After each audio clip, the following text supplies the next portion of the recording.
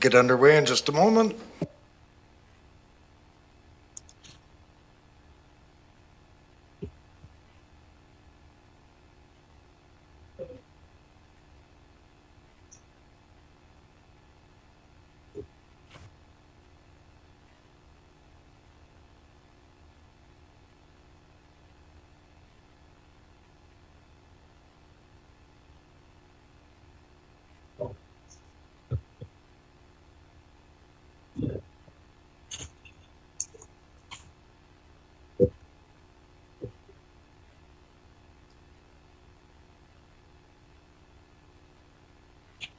For everyone remote, we're just waiting for a director to come online.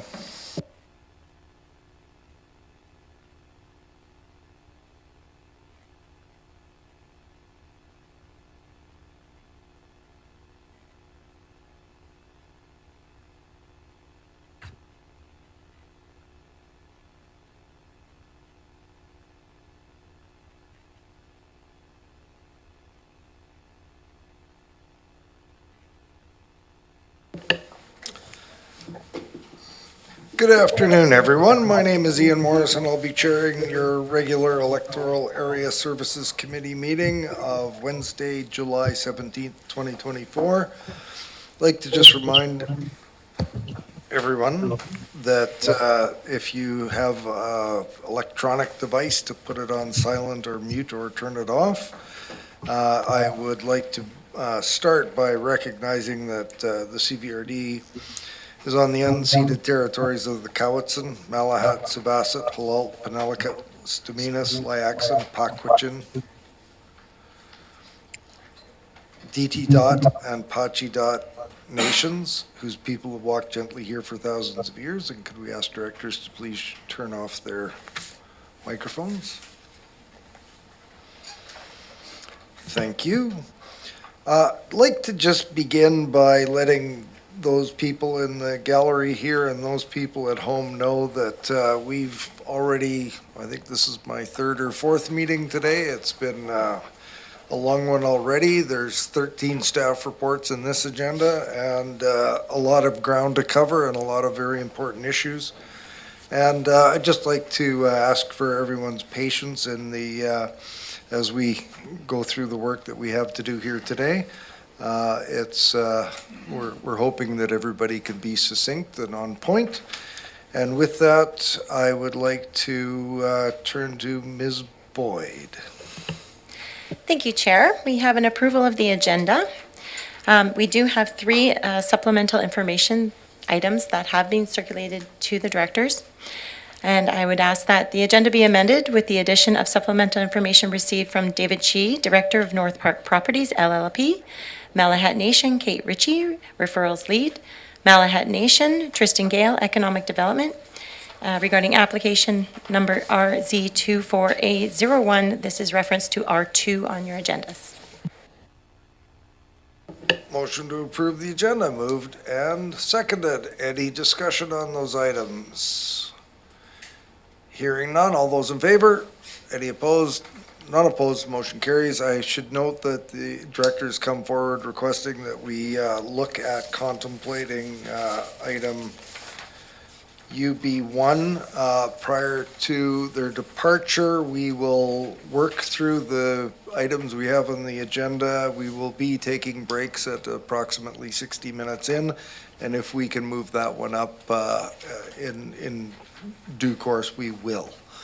With that, Ms. Boyd, next item. Thank you, Chair. Number 2, recommendation that the minutes of the Electoral Area Services Committee meeting of July 3rd, 2024 be adopted. Moved. We have a seconder. Moved and seconded. Any discussion, errors, or omissions? Seeing none, all those in favor? Any opposed? None opposed, the motion carries. Ms. Boyd. Thank you, Chair. There's no business arising from the minutes. We'll move to public input period.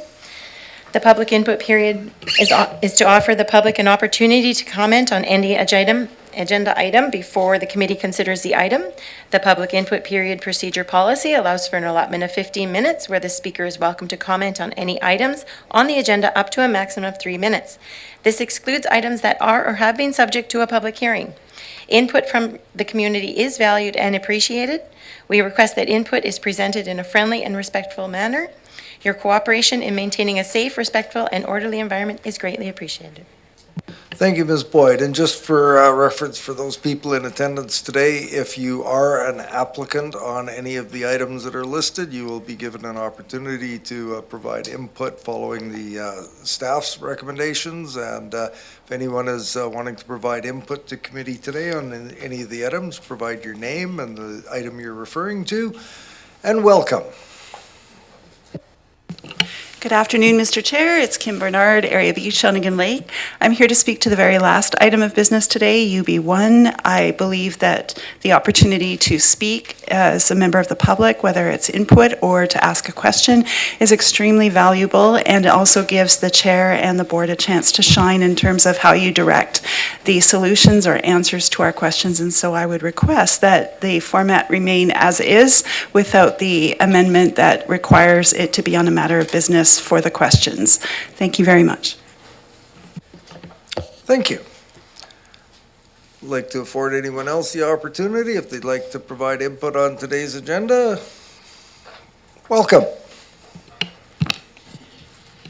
Good afternoon, Mr. Chair and fellow directors. My name is Susan Kaufman and I live in Satlam, and I would also like to speak to UB1.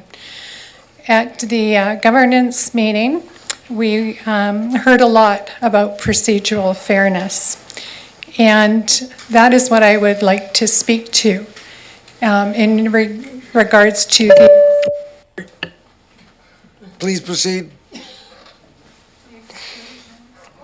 You knocked me off. Yeah, I killed all the mics, sorry. At the exclusion of the land use as part of the public input process. And the reason given was the perceived lack of procedural fairness for the applicant. And I would like you to consider that maybe the procedural fairness is in the way the procedures are done to begin with. The applicants, as I have previously stated, have had months and sometimes years to work with the CVRD staff to come forward with a land use application. And the public is given 5 days to speak to it. And now we hear that via this proposed public input policy, we will not be able to speak in person at a meeting about that land use matter. Maybe the procedure need to be changed so that the developers are not spending tens of thousands, maybe hundreds of thousands of dollars on an application that does not fit within our community's vision. Our community should not be limited to a revision of the OCP every 5 years. Where is the procedural fairness for the public, for the people? Because right now, if you go ahead with this, it severely limits our time. We've already seen our ability to be represented cut back. We've seen the exclusion of the public portion of the public hearing. We've seen the delegation of authority. And what's next? What is next for the people? Some of these applications are so contrary to our OCP and existing OCP and zoning bylaws that maybe it has to come to the public sooner. Thank you. Thank you for your input. I've got Cliff on my list here who wanted to provide some input on one of the items. Please come forward. You need to press the button on the base of the microphone and you'll see a red light up. There you go. You've got 3 minutes. Thank you. My name's Cliff Gibson. So I want to speak to item R2 in the agenda. This is regarding the rezoning of the Bamberton property, the industrial park up in Bamberton. And I rent a piece of that property, and I rent it on behalf of Fisheries and Oceans and Public Works and Government Services Canada. I'm a contractor for them. I have what's called a standing offer. I've had it for many years. I bid on it every 5, but this yard that I have is so that it is in place for miscellaneous material, so that in the event that anything goes wrong with the fish hatcheries, the Coast Guard, the lighthouses, Pacific Biological Station, Institute of Ocean Sciences, and any of the small craft harbors around the coast, we have a supply.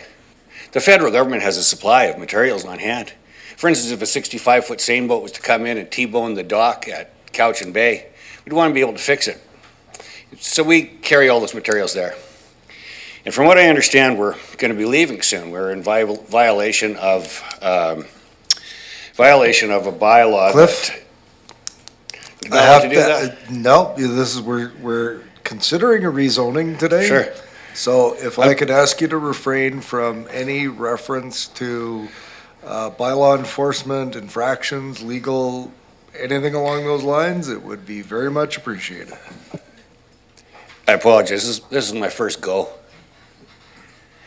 So anyway, we are asking to keep the site. We want to be able to stay there. It's ideal for our client, and it's ideal for us. But more importantly, there are several businesses that are in there that need that place, and they're not backed up by the federal government. They're not backed by Fisheries and Oceans and Public Works. They're men and women with employees, 30s and 40s, and they're trying to make their lives work.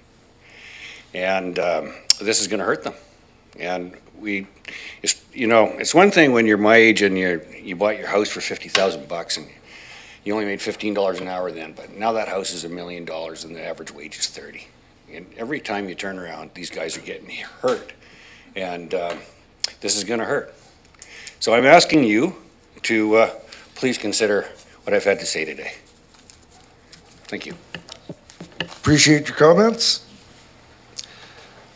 Thank you for your input. I would look to any other members of the public who aren't applicants that would like to provide input to committee on any of the items today. Please come forward, state your name and the item you'd like to refer to. Is this on? Yep. Sean Goodman, referring to R2. I too am, have a spot there that we've strategically located.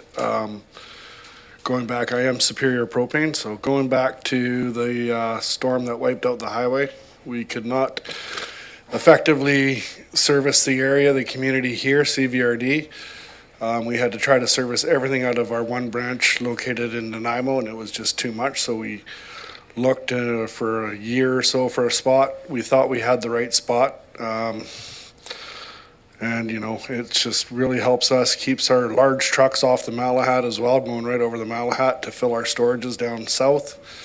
And it's just, we're a non-pollutant. We have no environmental impact, as a propane itself is a non-pollutant, and no environmental impact on it. But just again, it was the ideal location. Nothing around there for us. Locked gates, secure, and it was just an ideal, safe location that we thought would better serve this community as well as the other communities that we serve on the island.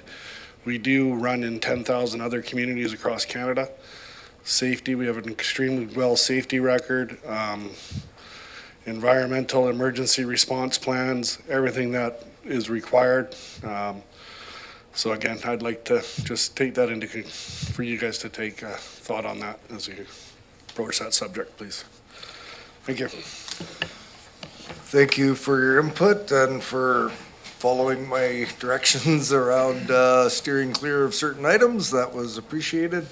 Would like to again offer any members of the public that are here to provide input on any agenda items. Please proceed. Sure.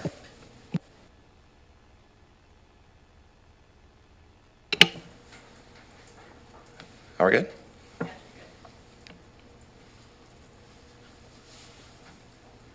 Yeah, take it down.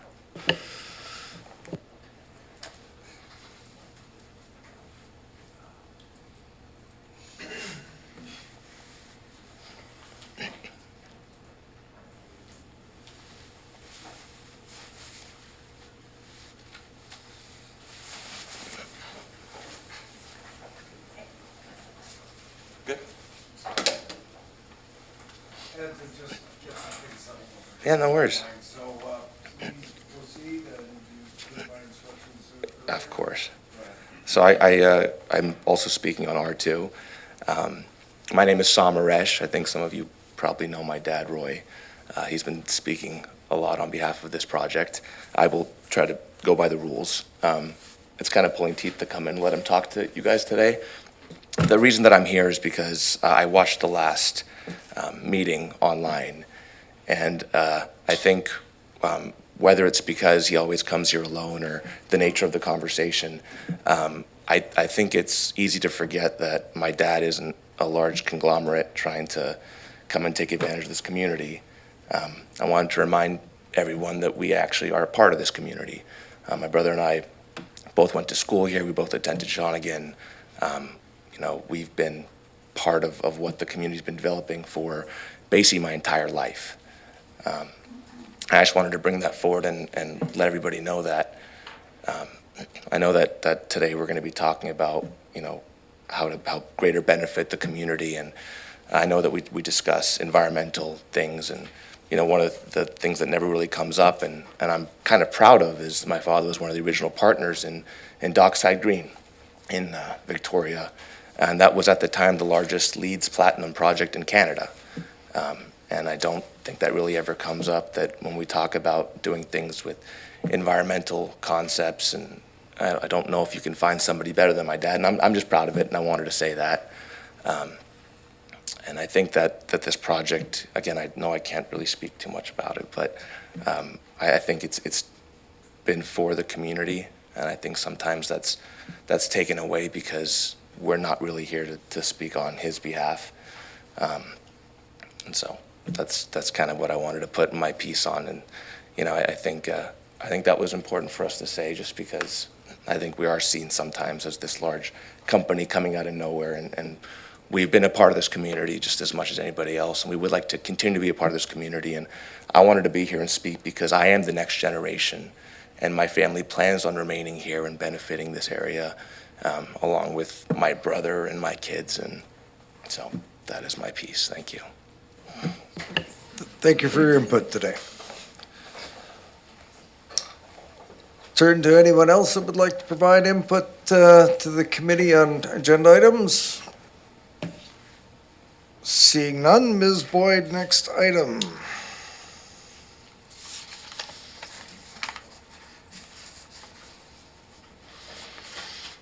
I think it takes us to correspondence. Thank you, Chair. We're moving to correspondence. We have C1, grant and aid request, Electoral Area F, Cowichan Lake, South Scotts Falls, Lake Cowichan Secondary School. That it be recommended to the board that a grant and aid, Electoral Area F, Cowichan Lake, South Scotts Falls, in the amount of $1,500 be provided to the Lake Cowichan Secondary School to provide bursaries to graduating students that reside in Electoral Area F, Cowichan Lake, South Scotts Falls, to support their future education on training. Moved, seconded. Any discussion? Seeing none, all those in favor? Any opposed? None opposed, the motion carries. Next item. Thank you. C2, I'll move right to the recommendation that it be recommended to the board that a grant and aid, Electoral Area F, Cowichan Lake, South Scotts Falls, in the amount of $3,750 be provided to the Cowichan Lake and District Chamber of Commerce to support the Mobile Visitors Center tourism service provided to the Cowichan Lake area. Moved, seconded. Any discussion? Seeing none, all those in favor? Any opposed? None opposed, the motion carries. Next item. C3, that it be recommended to the board that a grant and aid, Electoral Area F, Cowichan Lake, South Scotts Falls, in the amount of $10,000 be provided to the Kaikus Volunteer Fire Department to support the provision of SAR, First Responder Medical Assist, and Fire Protection for the West Cowichan Lake. Moved, seconded. Any discussion on this item? Seeing none, call the question. All those in favor? Any opposed? None opposed. Motion carries. Thank you for the enunciation of Cowichan Lake, South Scots Falls. That was excellent, and thank you, colleagues, for that. Next item, Ms. Boyd. Moving to information items, IN1, we have Electoral Area A, Mill Bay Malahat Advisory Planning Commission minutes of June 18th, 2024. We have Electoral Area E, Cowichan Station, Satlam, Glenora Advisory Planning Commission minutes of June 20th, 2024, and Electoral Area H, North Oyster Diamond Advisory Planning Commission minutes of June 21st, 2024. For information. Any errors, discussion on any of those items? Look to committee, look online. Seeing none. Next item, Ms. Boyd. Wasn't there a, Yeah, there's no way. did you do IN1 and IN2? Oh. Your mic's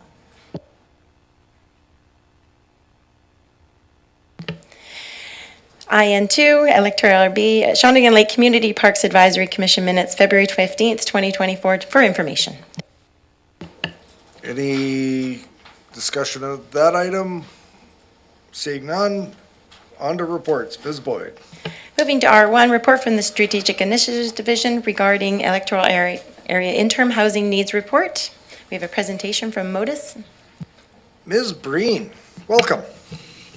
Thank you. Good afternoon, everyone. I'd like to introduce Patrick Ostrick from Modus and Aaron Licker from Geo Licker Spatial, who will give a presentation on the housing needs assessment report that we're currently underway with, and the staff report is for information. Thank you. Excellent. Who's going first? I'll be going first. Thank you so much for the introduction, Coralie, and it's great to be here in front of the ASC once again. I'm going to share my screen so that we can see a bit of a presentation, if that works for everyone. Excellent. Go ahead.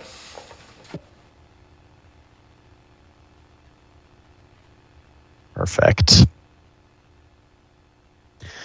So as Coralie mentioned, we're here to present the interim housing needs report, and this is a product of the new provincial housing legislation, Bill 44, that came out, and so we need to update the work that was done on the housing needs report just a few years ago to align with a new provincial legislation. So this is just to provide an update on the work that's been done so far, and we'll be providing some next steps as well.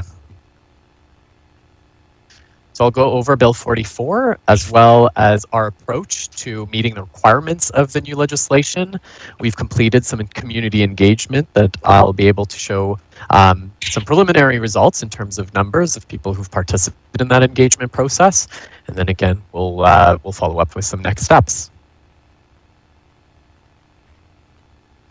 So just in relation to Bill 44, as you all know, in late 2023, the province introduced quite a few changes to the Local Government Act as a result of addressing and wanting to address the housing crisis in the province, essentially to increase the speed of approvals and to increase the supply of new housing across the province.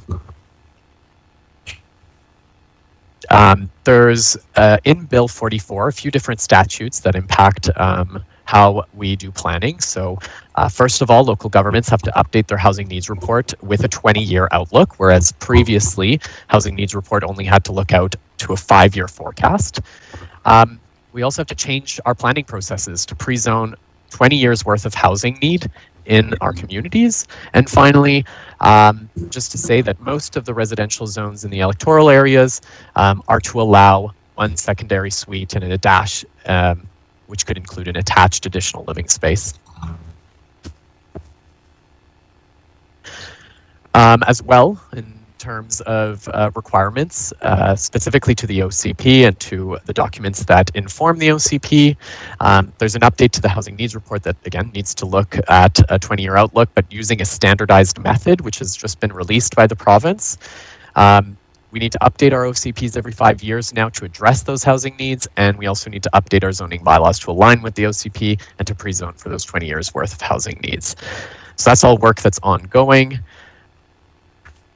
In terms of the approach that we're taking for the housing needs report, first of all, the housing needs report is a document that helps communities understand their current and future housing needs. They identify gaps in housing analyzing data on demographics, economics, housing stock, and other factors.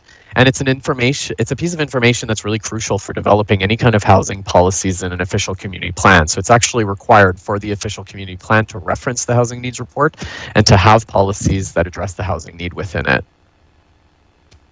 So there's two parts to the housing needs report. There's a quantitative analysis and there's a qualitative analysis. In terms of the quantitative analysis, we're looking at 5 and 20-year housing calculations, so the total number of housing units needed using what's called the H&R method.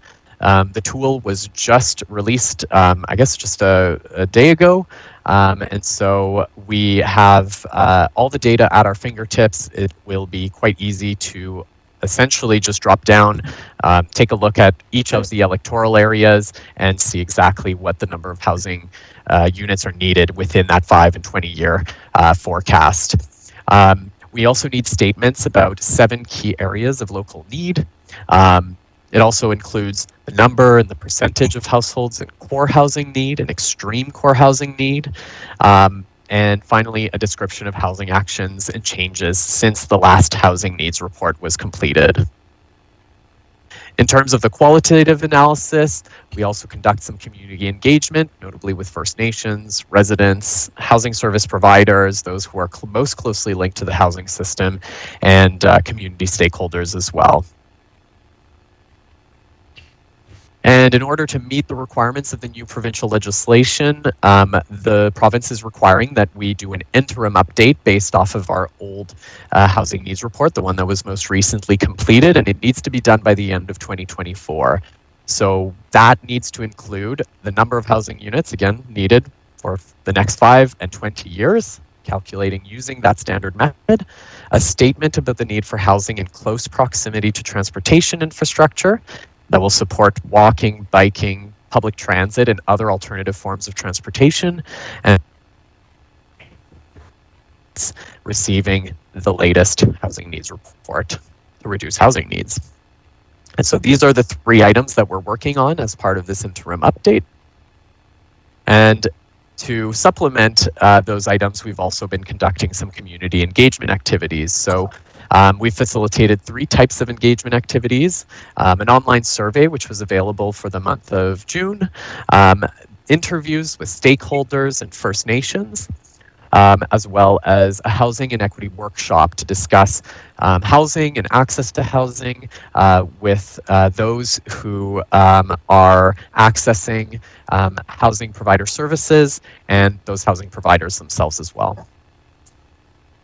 So in total, we received about 538 respondents on the online survey. So a really good number of folks took us on and decided to participate in that particular activity, which is great. We're just in the process now of summarizing and coding all the data that came from that. So that will be a part of the H&R report that we'll be presenting. We've also held 7 interviews with various organizations as well as 1 First Nation, and that's also going to supplement the information in this interim update. And we had 26 registrants who came out to the housing and equity workshop that was held at the end of June as well. So real good participation that I think is going to really supplement the quantitative piece of the report with some solid on the ground experiences from folks living in the Cowichan Valley. So in terms of next steps, the housing needs report is intended to be completed by the end of summer 2024, I should say. And just to be clear, this is a housing needs report that's really focused on the electoral areas, so we won't be taking a look at the incorporated municipalities. This is for the electoral areas only. And the results of that interim report will help inform the modernized official community plan for the electoral areas that we're working on right now. So there may be some small changes and updates to the land uses and housing policies based on the results of that interim update. And I believe that is it. So thank you for your time today. And if there are any questions, myself and Erin Licker from Licker Geospatial are happy to answer any of them. Thank you for that. Thank you for lowering the presentation. And now I will look to committee members. We'll start with Director Wilson, and I'll look for others who want to go on the speakers list. Go ahead, Director Wilson. Yeah, thank you, Chair, and thank you, Patrick. You mentioned that you now have to pre-zone 20 years' worth of housing needs, if I got the wording correctly there. How are you going to accomplish something like that, given the low availability of buildable or available land and the water resources? It's a complicated one, that one. Yeah, absolutely. I would agree. So I think the first thing to do is to see what is the capacity within the existing zone. And if the capacity already matches the future needs, then there isn't a whole lot to do. It could already be technically accomplished through your existing zoning. So what we're going to do once we've received the housing needs report, or once we've completed it, is to look at the capacity within the existing official community plan land uses, and then likely also within the existing zones, to see if there are certain areas that we can pre-zone to match those housing needs. But primarily that work would be done through further analysis and identifying the spots that are more likely to accommodate that type of growth. So places ideally that are already serviced, places that are close to certain amenities and services like transit and schools and jobs and so on. Yeah, thank you. And follow up, please, Mr. Chair. And the other question, of course, is once we've identified those lands, going to touch on a bit of a nerve here. How do we then ratify or get the cooperation of external agencies, such as the Ministry of Transport, Ministry of Infrastructure, etc., which can sometimes be a bit of a hiccup? Not Yeah, sure. so Just want to step in. I'm looking for an answer, but as it pertains to the housing needs report, I think Director Wilson asks a brilliant question, but I'm not sure that the housing needs report is going to give the technical procedural answer for that. But if you want to take a stab at it, Patrick, go ahead. Yeah, so we won't be able to address that through this particular project, but as a result of the housing needs report being adopted, the next step is going to be, and the province has required this for all local governments to then update their official community plans and update their zoning bylaws to match that. So that process is to be done prior to the end of 2025. I think we'll be able to do that quicker with our OCP update nearing the end. So it'll just be a few refinements here and there based off of the housing needs report. We should be able to come back to present that OCP bylaw within the fall time, I believe. But the next step would be the zoning bylaw and going through the process of updating that zoning bylaw for that same kind of alignment. So we haven't really determined how to yet perhaps bring along some of those community organizations and stakeholders to get that buy-in, but certainly some form of engagement is going to be required. Thank you for accommodating that, Mr. Chair. Yeah, I'm sort of giving everyone notice that given the length of our agenda today, I'm going to try and be on top of things to make sure that we're all staying current and on point with the items that are on the floor. You're next, Director Martman. Thank you, Chair. Thank you, Patrick, for the presentation. I was just wondering if you can tell us a little bit more about the HNR method that you said was released yesterday. I'm curious because I'm familiar with the previous housing needs report done for creating the OCP, and maybe you can, what I'm looking for is the differences, because I can sort of anticipate the next 5 years for Area H, Diamond, Northwester. I'm wondering if it's going to be something I'm going to be shocked at.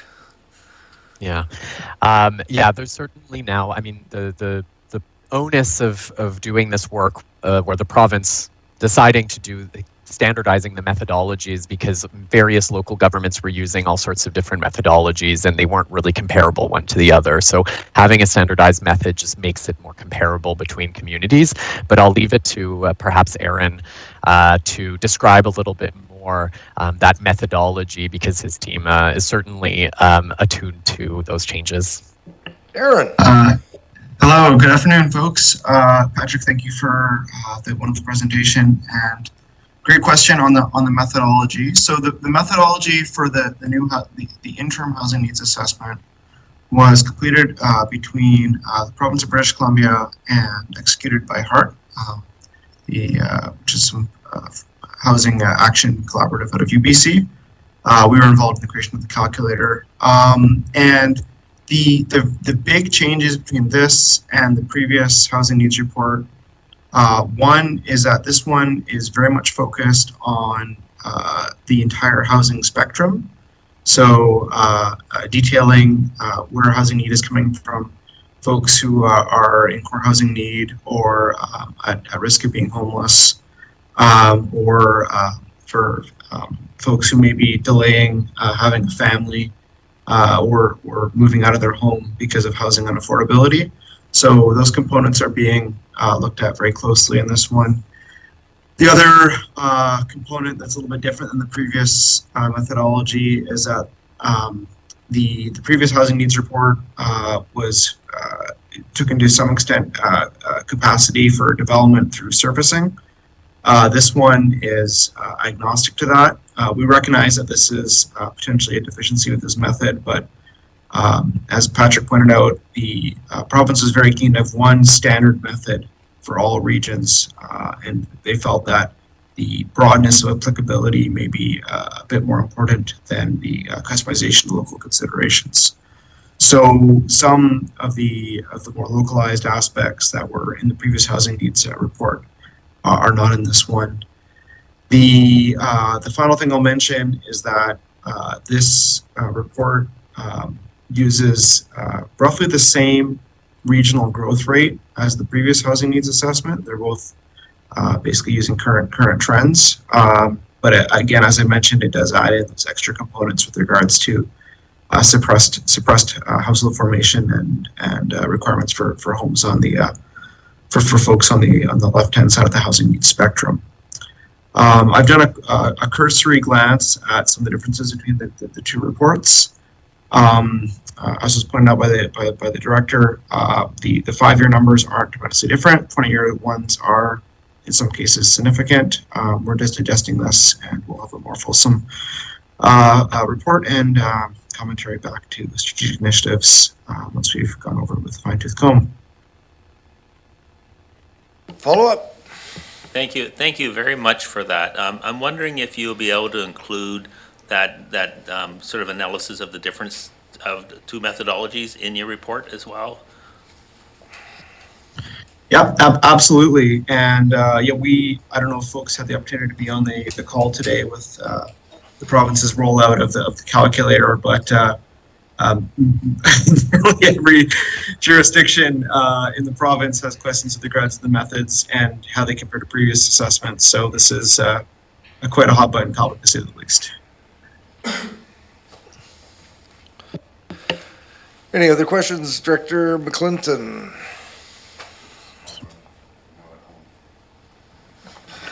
Thank you, Chair. This question's maybe even more so for folks listening at home. If you can, just kind of like brass tacks, what is this going to mean for electoral areas? What is obviously we're putting this report together. What if you can look into your crystal ball? Patrick, Aaron? It's a good question. I think essentially what it means for electoral areas is, if you had an OCP before, you needed to link it to a housing needs report. The only difference now is that the housing needs report is going to look out 20 years instead of just 5 years. And so that means then the OCP needs to also accomplish or achieve or look at that 20-year forecast for housing needs. So what it means is our land use designations and our zones now need to accommodate a greater amount of housing units. But that doesn't necessarily require you to approve all of that housing either. So it's not going to come flooding in necessarily, but it is just that our plans and our bylaws have to allow for a greater amount of potential growth looking out to a forecast of 20 years.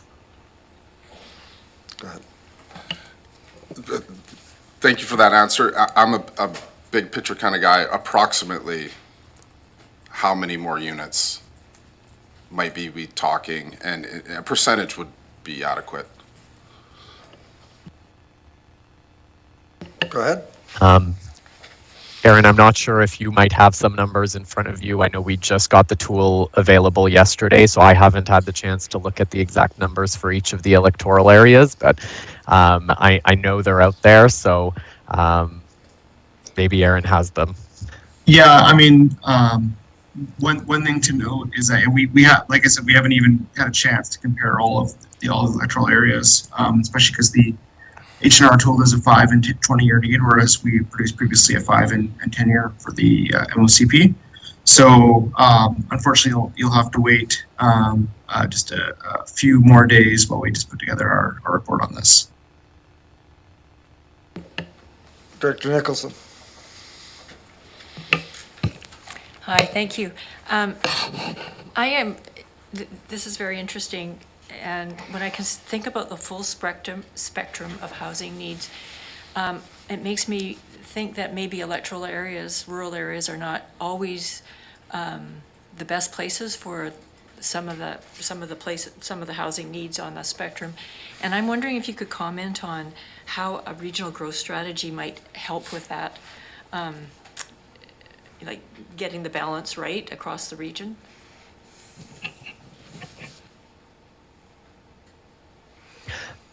Really great question. I think a regional growth strategy would bring all partners to the table, like the incorporated municipalities and the First Nations, to look at the broader picture of growth within the region and allocate that growth perhaps in places and in areas that are most suitable. While an OCP can do some of those same elements, it is really focused on the electoral areas, so we're planning here specific for the electoral areas. The regional growth strategy can start to maybe shape that growth a little bit more, based on a more fulsome look at not just the electoral areas, but the incorporated municipalities and the First Nations as well.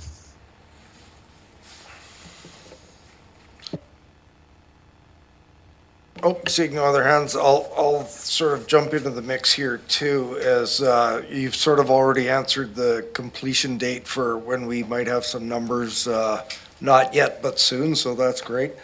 And I'm really curious because we've just had a workforce housing report that's been completed recently. I think back to the numbers of the initial housing needs report and was somewhat blown away by the numbers that were required. But there's a bit of a contradiction here in that, so we're doing this for the electoral areas, which I really appreciate. And we've got the same sort of being done for the municipalities are doing their own, but it's historically for a lot of the lower costs, unless we're doing very high density, the development looks to the more rural areas, and especially if there happens to be services, for the ability to acquire the lower cost lands. And so is there any contemplation as to land values and the likes as participating? Like, I know we're looking at the needs side, but in order to, there was been so much discussion around, just build housing of all types, but it's now becoming more and more clear that we have to focus on the more modest housing, because the high net worth people are able to produce the housing that they need. So it's that ability for us to produce and to zone and create those ability to make the more modest housing. And that's generally happening in the lower cost land areas, which is in the rural areas. Any comment on that?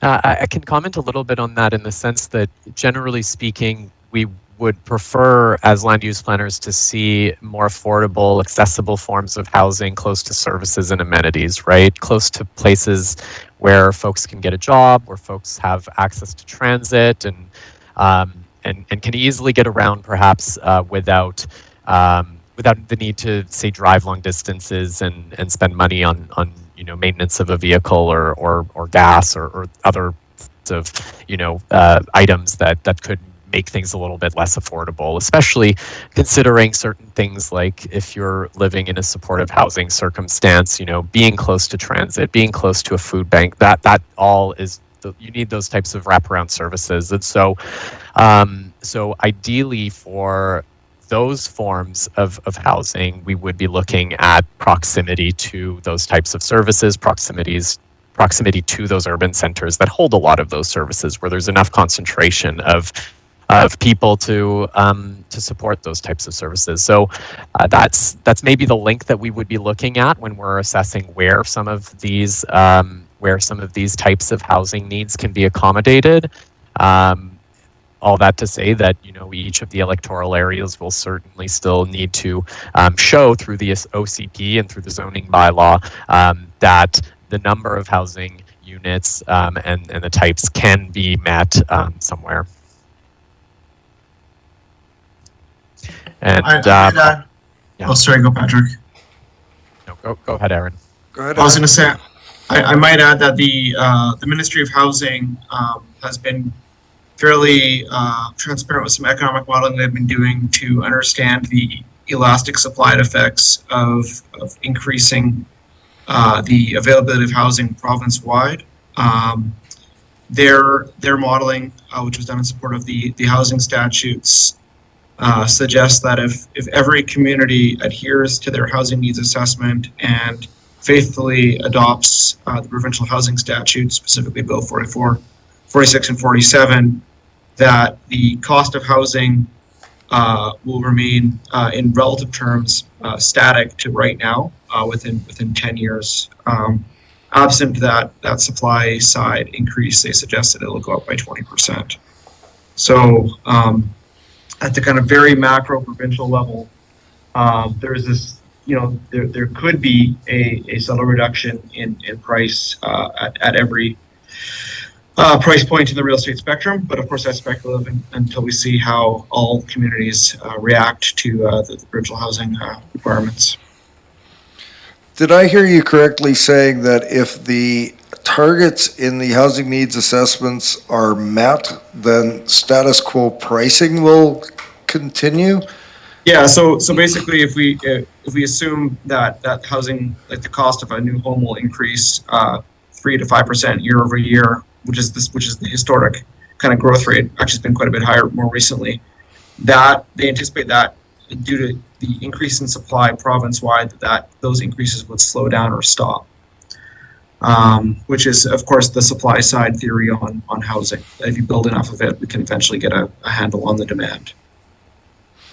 Thank you for that. And I just one sort of funny question. Do you think the province is going to develop a naughty list for regional districts? I wouldn't speculate on it. I know that they're very much concerned right now with municipalities that have been artificially constraining their supply. I don't think they have regional districts in the crosshairs right now. That's good to hear. Director Martman to close. So maybe one last one. We've been speaking fairly high level, and I guess I'm kind of the opposite of Director McClinton. I like to go down deep. And the question that in my area, the one area that has a growth containment boundary is the Diamond, but it is a improvement district that controls the water supply. So are those kind of matches something that housing needs will have to look at? Because we have no control as a regional district over an improvement district. Or is that even in your belly? Something you can answer? Go ahead, Patrick. Yeah, we're absolutely taking a look at the engineering services and whether a particular area is serviced by a private improvement district or otherwise. So we're taking a look at that, and I guess once we get the results of the housing needs report, we'll be able to, perhaps if the growth allocation increases in that area, then we would probably need to have a conversation with the improvement district just to make sure that it aligns a little bit with their own expectations and that they have the capacity to supply that, or if they don't, look at ways and strategies to increase their capacity. But there's all sorts of ways to, I guess, as we say, spread the peanut butter across the electoral areas, and whether that's through certain very sensitive strategies like secondary suites, small multiplexes, ways that are very essentially gentle on infrastructure, then we would take a look at those strategies and apply what's appropriate for the specific context of that area. Seeing no other hands, I would like to thank you for that. I don't know, did we have any resolutions attached to that? That's an information item only. So Patrick, Aaron, thank you very much for your work on this. We look forward and anticipate the actual numbers to come in. I'm sure all of us will be watching each of our own individual electoral areas for results. And thank you very much for this information, and go forth and get that work done for us. Appreciate it. Thank you so much. Very much. Next item, Ms. Boyd. Thank you, Chair. We have R2, report from the Development Services Division regarding application number RZ24A01, 1755 Mill Bay Road, PID 000446670. This is referred from June 26th board meeting. Richard, I'm going to ask you to hang on for 5 minutes. Let's have a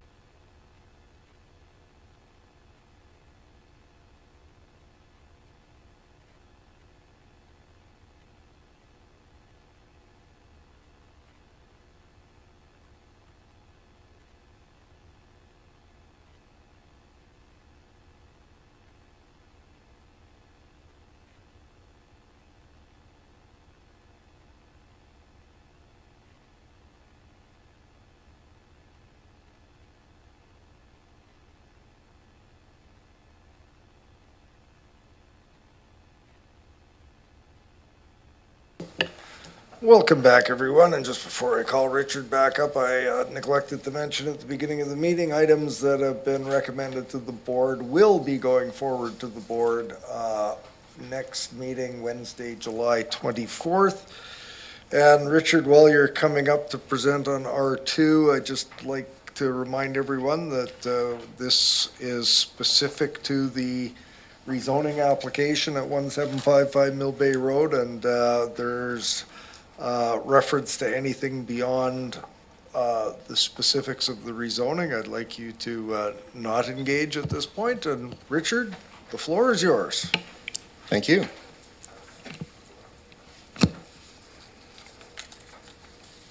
And next slide, please. The purpose of this report is to reintroduce a combined official community plan amendment and rezoning application for the property at 1755 Mill Bay Road. The agent proposes to rezone a portion of the property to a modified light industrial I-1B zone to facilitate a range of industrial, commercial, and residential uses. Staff have previously recommended that the application be denied due to inconsistency with the official community plan. Next slide, please. The property is located in Electoral Area A with road frontage on Mill Bay Road, the Trans-Canada Highway, Bamberton Road, and Trocy Road. For background, the EASC last considered this application on June 19th, and the board voted to refer the application to this meeting. The agent has provided some additional information after the agenda for this meeting was posted. This includes 2 submissions from a qualified environmental professional, a joint memo regarding soil suitability for on-site septic. If the board chooses option 4, staff will require additional information, and these submissions may need to be updated or amended based on that additional information. The CVRD has also received 3 submissions from Malahat Nation. 2 are from the Nation's referral team, which identify potential concerns and criteria for which they recommend that the board consider when assessing applications. And the 3rd is from their Economic Development Division, which identifies an interest in and support for development of the property. There is also a 151-page letter with attachments that was submitted on Friday. This includes some of the owner's comments around zoning conditions and their potential enforceability. Staff have been consistent in their advice that the current use and operation is in contravention of the zoning bylaw, and the servicing with community water and sewer is a condition of use. There are no records to indicate that the requirement for servicing has been removed. Next slide, please. The subject lands are currently split zoned into 2 different industrial zones and the rural resource zone.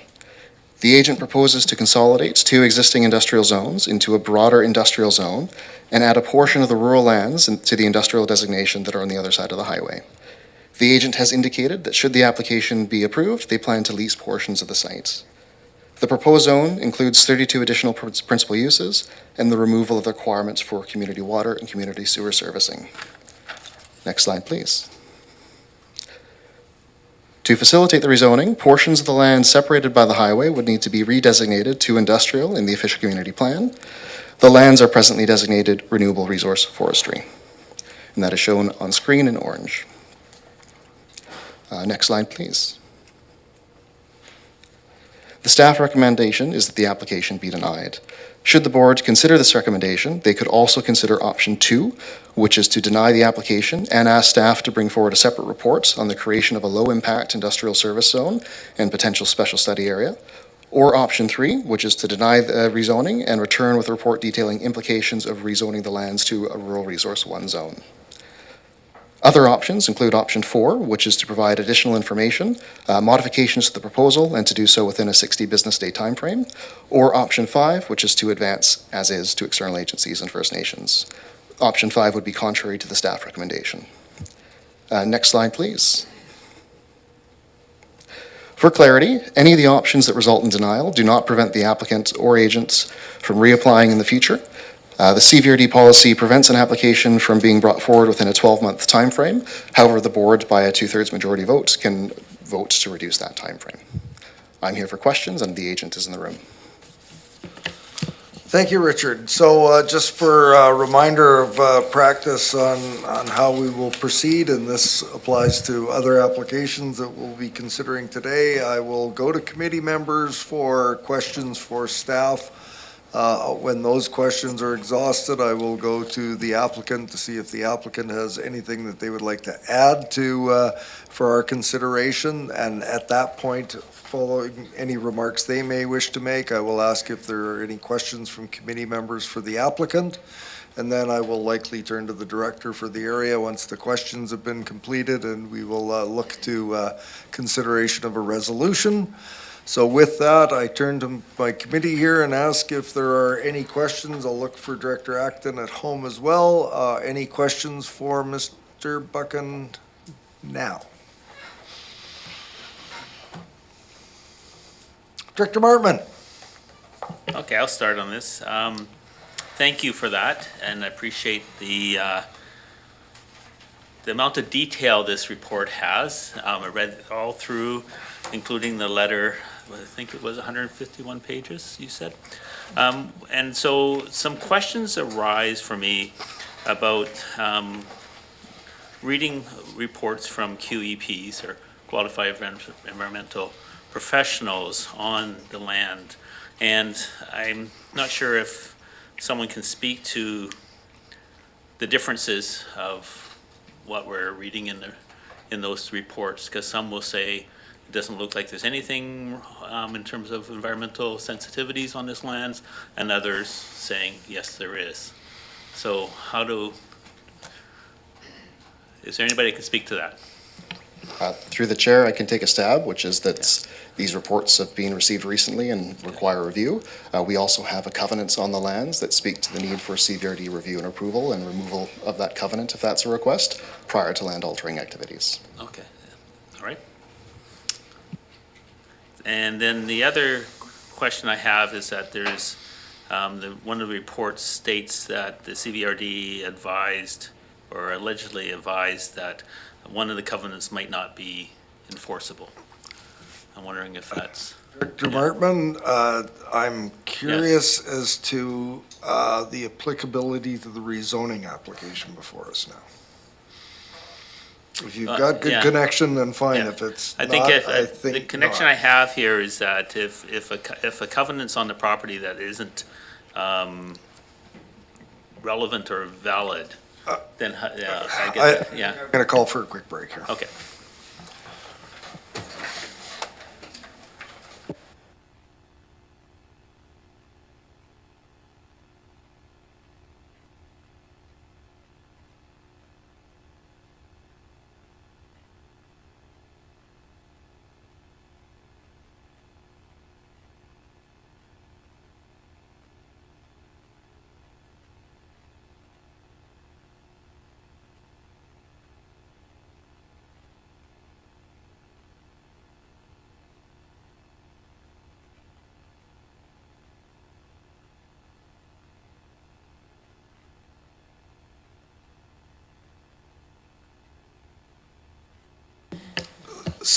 So, yes, I'm gonna rule the general line of discussion is not being in order.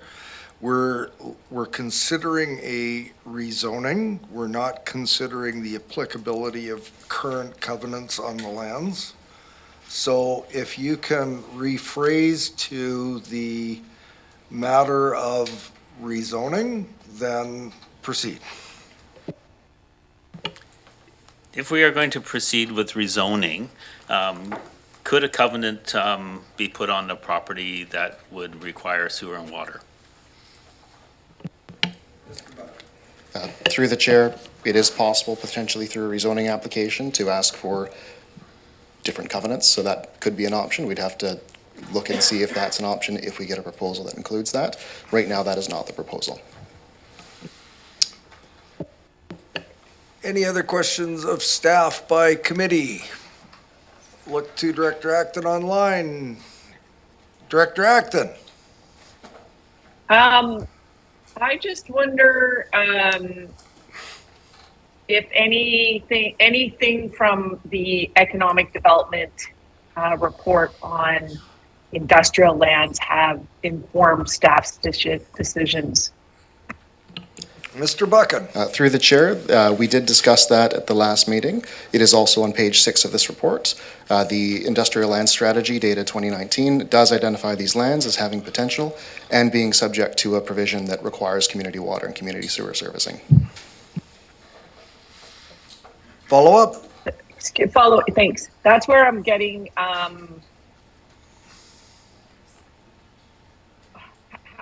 how does it have that connection with the water and the sewer? Along with the economic development? Mr. Buchan.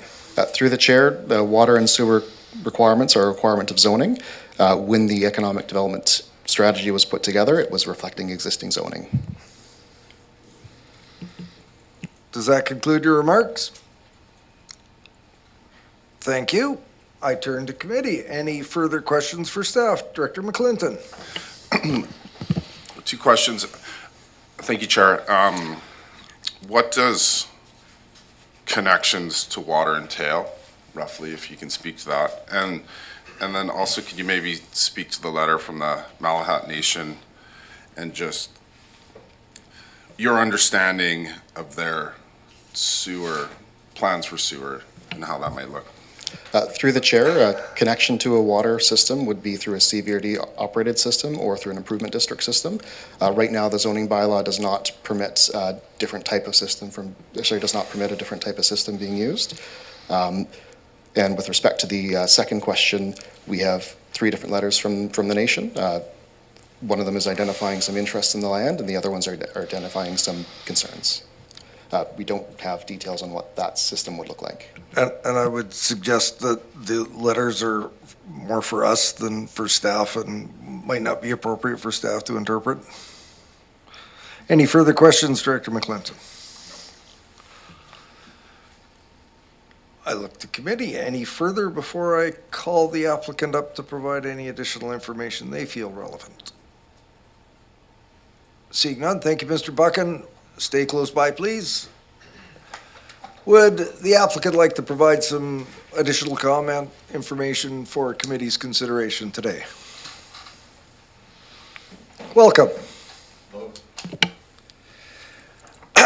So first of all, I wanted to thank Mr. Buckham. He has been phenomenally supportive and helpful. I mean, I've had lots of questions, and he has been incredibly good at basically getting back to me, getting information I needed back, and going, and also helping me understand how this process now works, because things have changed. Basically, history-wise, we were one of 4 families that acquired the original Bamberton site in 2005. And when we acquired this site, the general partner at the time, Jack Jolson and his company 3 Point, was proposing to building a 3,200 home site on this project.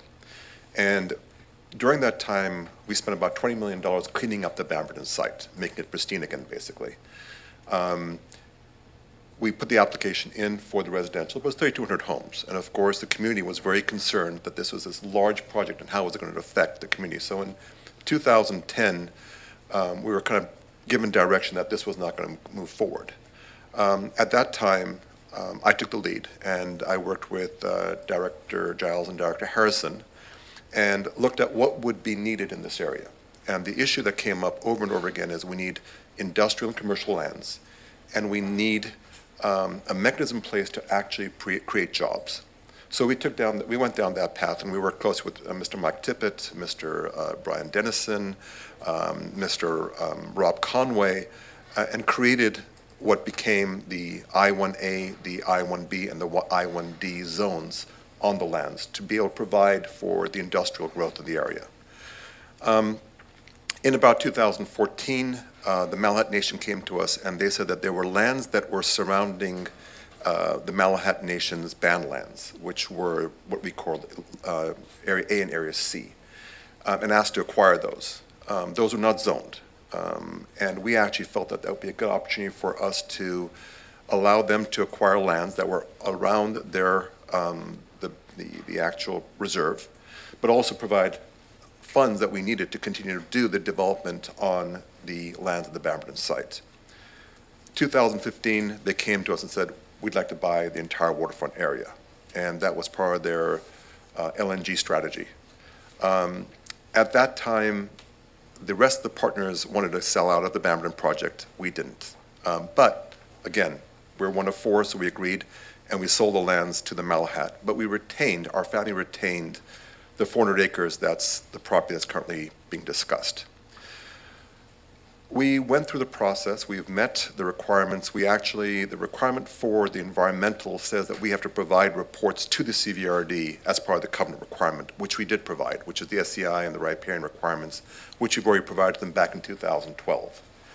The one remaining covenant that required was that we had a fire requirement, which was to be incorporated into the Mill Bay Fire Department. In 2016, that requirement was met. So all of the covenants that we have on the property, the terms of those covenants have been now met. We were then approached in 2017, 2018 by the CVRD Development Group, the Economic Development Group, saying that there is a need for the industrial lands in our area. Work with us to create those. I spoke to Rob Conway, and I spoke to Brian Dennison. And Brian specifically about the accessibility to community water and sewer. And he said that there is no plan to bring community water and sewer to your area. It's just not feasible. We don't have capacity. It's going to be way too expensive. Rob Conway told us that he believed that under the circumstances, the requirement for community water and sewer would be unenforceable because there was no water and sewer that would be available in the area. And it barred the actual use of the lands. Taking that into account, we then looked forward as to what could we do next. So that's when we started actually looking at the development permit requirements. At that time, we were informed that unless we were going to do a subdivision or unless we were going to actually build a permanent building on the site, that we wouldn't be required to actually do a development permit, which was kind of reconfirmed in an email in 2020 that we received. Our whole plan has been to create simple lots, simple 1 acre, 2 acre lots to allow people to come to the site and look at it as more as an incubator, because we've been working very closely with the Malahat. The Malahat have their large business park that they're developing across the highway from us. So the idea was that we would attract short-term users because our approach is we can only do 3-year leases because we're not subdividing the property. The tenant comes in, gets a feel for the area, and once they're comfortable, would then transition across to the Malahat Business Park where they'd build their permanent buildings, would put in the infrastructure. So we'd be a transitional process. And once the business park was complete, in the next, say, 5 to 10 years, we would then become the next location where the business park development would occur. But to be able to provide for that, we needed to be able to change our zoning, which is now what we're proposing. So we have the I-1D zoning and we have the I-1B zoning. Based on our communication with the Malahat, it was argued that what would be best to do is make it into a single I-1B zoning, merge the different zones together, basically, and have those uses available for wherever a tenant needed. And this is one important issue that we have. The timeline it takes to get an application in for rezoning is somewhere between 18 months to 3 years. It's very difficult to convince a potential user come to our site and, okay, we might be able to give you an answer in 18 months if whether or not we can actually rezone the property for your particular use. That's been the reason why we've actually made the request to actually expand the number of uses on site. And the uses we've asked for, some of which are not needed at this time, but are designed because we have 400 acres. And we are looking at ourselves as being a part and parcel to the overall community. The Malahat were the ones who said, well, you know what, maybe we need to put a hospital here. Back in 2012, Royal Roads approached us and said, we may want to put a satellite facility on your property. So the issue is there are all of these potential uses that need to be taken into account. And it's not only the uses themselves, but it's also infrastructure that we need to put in. I mean, it's roads, it's sewer lines, it's water lines. Now, luckily, we have the 800,000 liters a day of access to Elephant Lake. We've had reports now that have come back that currently our facility would be able to support easily 2 drain fields of 22,700 liters per day. That equates to 500 users on site. We're not going to have 500 people on site in the near future. But more importantly, we've been working very closely with the Malahat on actually being able to tie into their system that they're trying to develop. And their approach has been if we tie into their system, it helps them fund their system. It helps them subsidize their system. So this is where we came up with this idea of actually expanding the number of uses that we currently have on site, but also the fact that there is no likelihood in the near future of having community water and sewer. There's a need for industrial and commercial uses right now. So the idea was we have adequate capacity on both sewer and water on site currently. So what has been argued as an unenforceable requirement doesn't really help the community and doesn't help anyone right now. And taking into account what we were told that was unenforceable, we allowed tenants to come on site. We've spent $3 million on creating lots, putting up fencing, bringing in power, bringing in high-speed internet to support these users. And we have, for example, one of the companies that's on the site is 090. They're the ones building wall units that go into apartment buildings and housing units to cut down the cost to build housing. You've heard about Superior Propane. You've heard about the company that's doing the DFO, for example. One of the requests that we made up was put a batch plant on site because right now the only concrete facilities are either in Victoria or up in Duncan. There is currently at the Malahat location, they have the Lehigh cement brings in their cement powder to the site. We have water coming in from the lake, and we have aggregate coming in from the Malahat mine. So what better location to potentially put a batch plant for cement? Now, the issue here is we're not saying all the uses we're proposing are right. What we're looking at is this is what we felt were appropriate for the area. What we're looking for from the directors and staff and the Malahat is to help us hone those uses so that we can do what's in the community's best interest. Fundamentally, that's about it. Thank you. I turn to the committee. Are there any questions for the applicant? Look online. Director Acton, your camera's off. Do you have any questions for the applicant? Looks like you're done for now. Okay. Thank you for your time. Thank you.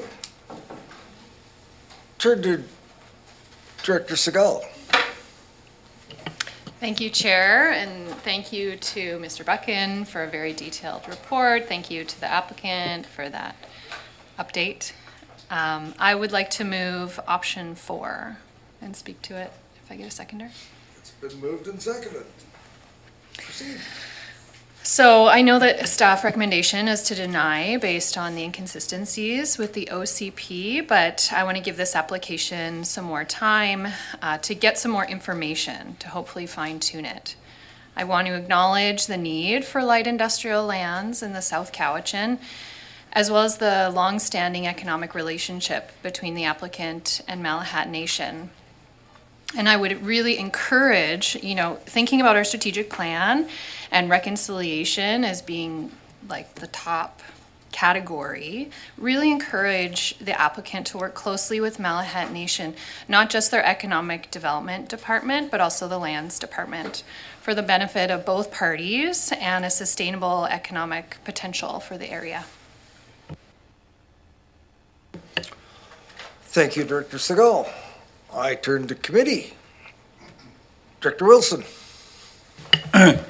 Yeah, thank you, Chair. And I'm quite happy to support the Director for the area on this option, and I will be supporting it.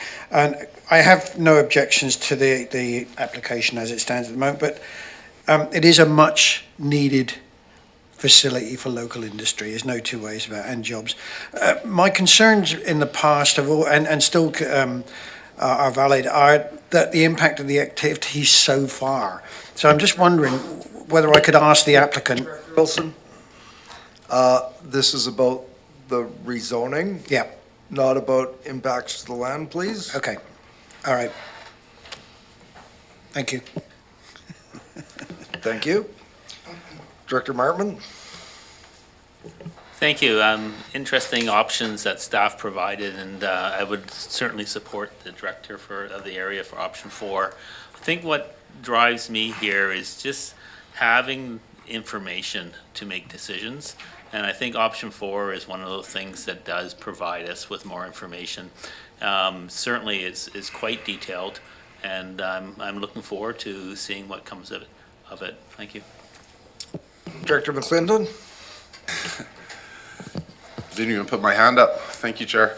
I just want to thank the director of the area for the thoughtful comments, completely support option 4, and just really encourage the applicant to work with staff, which you've been doing, and work towards getting this right. Thank you. Director Acton.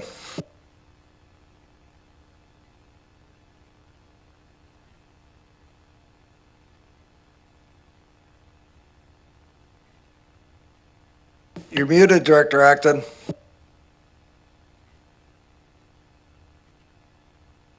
How many years have we been doing this? Sorry. I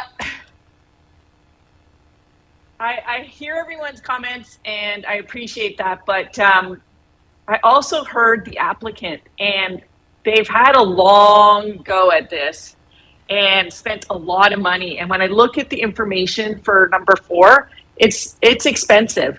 Like, I think we're kind of jumping the gun, and there's a reason why everything is listed in that order. I would much rather go to number 2. It doesn't, or number 3. It doesn't actually completely negate it in the sense where we can still work with staff, but to send this applicant off to spend more money on information that may not get the result that they're looking for, I think is really time consuming and expensive. So I'd look to staff, because I think they're more intimate with this application, that there is a specific order to it. And to just so blatantly go against the staff recommendation just doesn't sit well with me. The option 4 is on the floor. I see no other hands. I will call the question. All those in favor? Are there any opposed? 2 opposed. Motion carries. Option 4 will be recommended to the board for Wednesday, July 24th. Thank you. Ms. Boyd, next item. Thank you, Chair. R3, report from the Development Services Division regarding application RZ 22C013450 Trans-Canada Highway PID 000033057. Rochelle. Ms. Woods. Good afternoon. It's really cold back there, so if my nose starts running, that's why. I'm just thawing. Next slide, please. Perfect. So good afternoon, committee. The application is to rezone and redesignate 3450 Trans-Canada Highway from residential to commercial to facilitate the expansion of the Arbutus RV and marine sales, the Mill Bay Cobble Hill location. This application may look familiar to you. You've seen it in multiple times, last in November 2023. Next slide, please. Okay, so currently Arbutus RV operates on the 2 properties to the south that are outlined in a gold color, at 3430 Trans-Canada Highway and 1060 Chapman Road. This application proposes to expand the business operations to the north side, hatched in white there, at 3450 Trans-Canada Highway. Next slide. The applicant is proposing to construct buildings on the subject property to be used for maintenance and service shops and sale and office area for staff. The new site will also display RVs. After discussions in November, the applicant did propose to modify the types of accommodation permitted on the property, which have been outlined in page 4 and 5 of your staff report. Comments were received from internal divisions that did not support the additions of those, as there are BC Building Code implications to mixed uses. It's also recommended that the derelict house and associated accessory buildings, which are noted on the subject property or on the site plan here, be removed as soon as possible, and the Building and Inspection Division has been in contact with the owner on how to go about that through demolition permits. The applicant did provide the site plan in front of you in response to the November 25th board resolution, which referred the application back to staff to refine the CD3 zone. The site plan before you provides an outline of potential buildings that permitted uses may take place in. Further, to refine the zone, the applicant is amenable to removing the campground, mini golf, and accessory gift shop. Yeah, I think that's what it was. Accessory gift shop, can't read my own writing here. Use from the CD3 zone, as staff have identified those as incompatible uses alongside the existing primary business of RV sales and servicing. And I believe, next slide, please. And I think I win the award for the most wordy today. So I will leave the honors of reading this resolution or recommendation to Ms. Boyd. Thank you. Do we have any questions for staff? Director Martman. Thank you. Thank you for the report. And I'm just trying to visualize the highway along there. And maybe I've missed it, but what were the properties adjoining along the highway on the same side? Along the highway on the same side, I believe there are, it might have been in the previous report that was linked.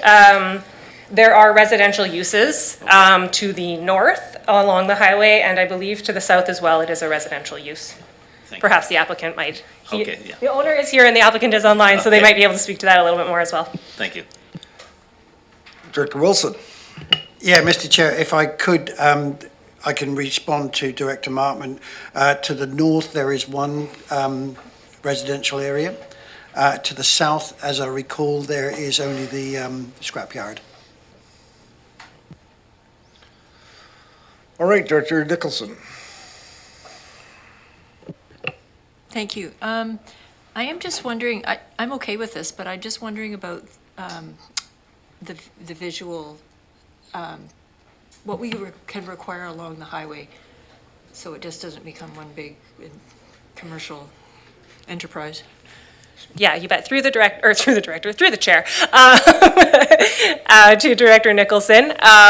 So there will be development permit requirements. One of the amendments to the official community plan will be to include this property to the north in development permit area 11, which is commercial and mixed use development. So there will be landscape buffer requirements through the development permit. We have been in discussions with the applicant and the owner over that as well. Turn to committee. Director Acton at home. Any further questions for staff? Seeing none. Thank you, Ms. Woods. Would the applicant like to add anything to what's been presented so far? Welcome. Thank you. Chair and committee members. I'm Craig Little, owner of Arbutus RV. I've a little background on myself. I've lived literally across the highway since 1957 on the same property. Caldwell Hill is certainly my home. Started Arbutus RV in 1988 with C7 zoning on 3430 Trans-Canada Highway.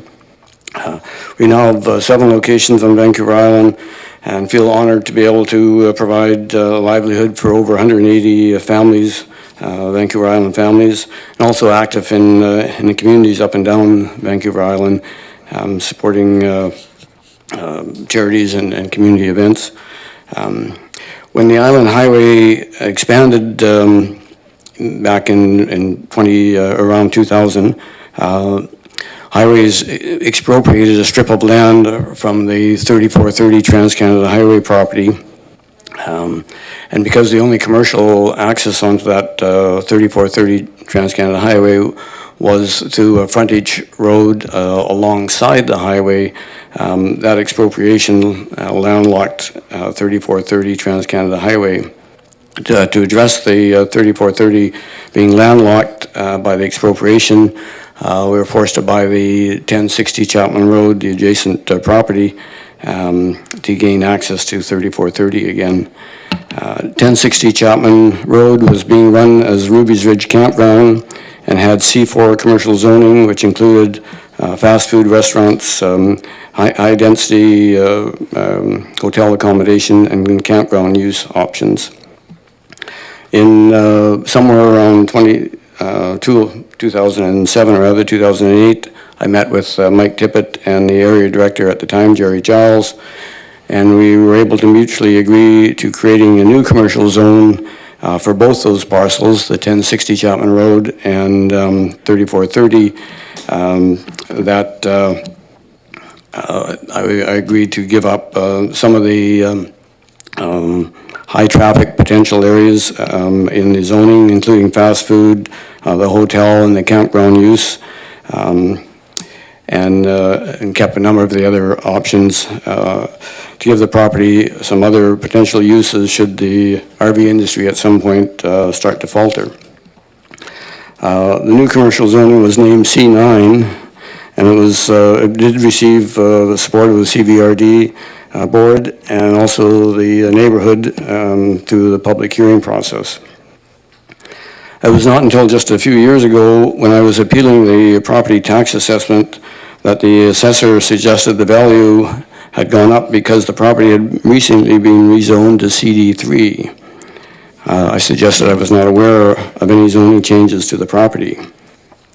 When I called Mike Tippett to discuss, he explained that I believe it was around 2014, 2015, the zoning classification was renamed in the new official community plan, but it did include all the same uses as the C9 zoning classification that we had agreed to. Through that process, I hadn't been informed that the zoning was being changed, the zoning name was being changed to from C9 to Comprehensive Development Zone 3. Fortunately, over the last few years, the RV industry has continued to blossom, and we're exceeding their capabilities and their current infrastructure on 3430. So in 2021, we looked at rezoning 3450 Trans-Canada Highway, a property that I had purchased back in 1990 with the hopes of it supporting future growth should we ever need it. Towards that end, we first engaged Madrone Environmental to do an environmental assessment study back in early 2022. We held a public information meeting in June of 2022. We went door to door to ensure that those in the local neighborhood were aware of the meeting. It was well attended, and there was great support for the proposal, with lots of appreciation for the employment opportunities being expanded upon, in particular for the initiative we took to introduce the RV Journeyman Red Seal Apprentice Program with Vancouver Island University. Up at that time, the trades program had only been available in Okanagan College, which made it very hard for island folks to attend as far as getting a career option in the RV industry. When we went before the Area C's APC, we received unanimous support without any concerns being expressed about any of the uses within the proposed CD3 zone. Nor do we believe that any outside agencies expressed concern about any of the uses when the application was referred to outside comment. Through the rezoning process, we have dealt with at least 3 different CVRD directors, all of which seem to have a somewhat different approach to the process. It's been a pleasure working with Roshenda, and we most appreciate her recommendations that the application receive first reading and move forward to a public hearing. The only two concerns that we have are the further potential delays caused by making the final approval subject to granting of a water license. As I believe most members are aware, the government branch responsible for issuing those licenses is in an overwhelmed position with applications. I submitted the application for the water license back in February of 2022 for continued use of the well producing 14 gallons per minute that has been in use since 1979. I've received a letter from the government which allows continued use while the application is under review. The other concern that Roshanda's recommendation deals with appears to be and we're looking for some clarity on this, but it appears to be that the suggestion might be that the uses that we have agreed to restrict on 3450 Trans-Canada Highway might be applied to the two other properties south of Chapman Road. So we're looking for some clarity that that's not the case. That was not our understanding when we agreed after meeting with her to remove the tourist accommodation and mini golf uses on the property subject to the rezoning application. It was just on the property subject to the rezoning application, not on the other properties. Nor was it ever our belief that when we worked with the previous planner at the request of the board in the last Electoral Area Services Committee meeting to add affordable housing element to the rezoning application on 3450, that would also apply to the other two properties. There was never any suggestion by us or by the staff that that would be the case. As it stands it stands as a lone proposed tweak to the zoning on the property that is subject to the rezoning application 3450 Trans-Canada Highway. In any case, the proposed affordable housing element was removed as an option after the CVRD planning inspector expressed their concern about introducing that element. We are not in agreement to losing the existing uses on the two parcels south of Chapman Road as part of the rezoning application on 3450 Trans-Canada Highway. And in fact, we agreed to dropping those uses on 3450 based in part on knowing that we had those options available on the two properties south of Chapman Road. I might suggest that the restricted uses on 3450 could perhaps be handled by either deeming it to be a CD3A zone or perhaps even clarity and perhaps easier through an additional restricted covenant on the 3450 Trans-Canada Highway property that would limit the uses as agreed to on that 3450 Trans-Canada Highway. I think that's it. Thank you. Thank you. Questions for the applicant? Director Wilson. Yeah, thank you, Mr. Chair. Thank you, Craig. Could you comment on the water usage that we talked about, the present usage that comes from the well that's on site? 14 gallons per minute, I think you said? Yeah, 14 gallons per minute, which on a 24-hour basis is over 20,000 gallons per minute or per day. The engineer that we had assessed for septic system stuff deemed the proposed use would probably be 300 to 400 gallons per day. So the water supply is well in excess with that. The Madrone also did a aquifer protection study and felt confident that there wasn't an issue there, and that's in the report I think that the board has. Good, thank you. And Mr. Chair, I do have some other comments that I'll make once we've got the applicant finished with questions from the other committee members. Director Segal. Thank you. So have you had any updates from the province on the water license? I understand the application's been in for a few years. Is there an ETA? I tried phoning them again this morning without any success. As you probably all know, there was a requirement to have applications in for most systems, most existing well systems, and I have a number of applications in on the other properties as well. I haven't received a licensing on any of them, or really any communication to. So they clearly they're well backlogged.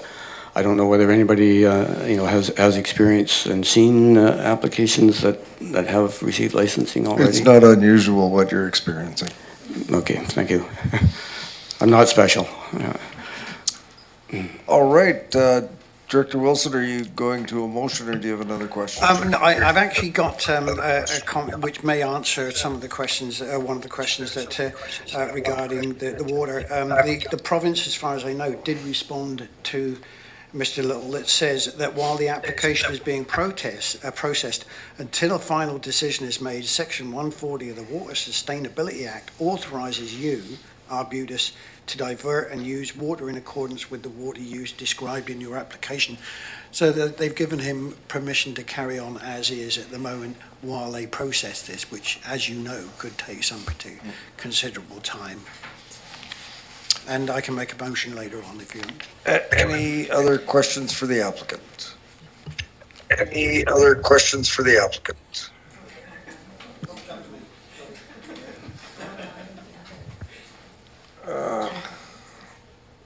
Do I hear Mr. Dias has some more input to provide? Mr. Dias, go ahead. Yes, thank you. Through you, Mr. Chair, in response to Director Segal, there's the water aquifer study that was completed recognizes 92 wells within a 0.5 kilometer area of Mr. Little's property. So when you extrapolate that in terms of the number of licenses that are being dealt with by the province, I would guess it's probably in the tens of thousands. And I think that's probably thus the reason for such a lengthy delay in getting a response. So I just wanted to add that. Thank you. Thank you. Director McClinton. Excuse me. Thank you, Chair. It was a little hard to keep up with the concerns and the recommendations. Could you maybe just touch on those again quickly, the concerns you had? One of the recommendations sorry,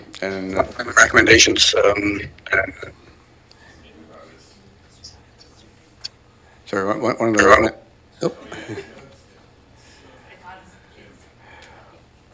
one of the recommendations, and certainly someone correct me if I'm not quoting it correctly or even closely, was that final approval, so I'm assuming fourth reading, be held back until the water license was commercial water license was granted, and the other recommendation, and I apologize.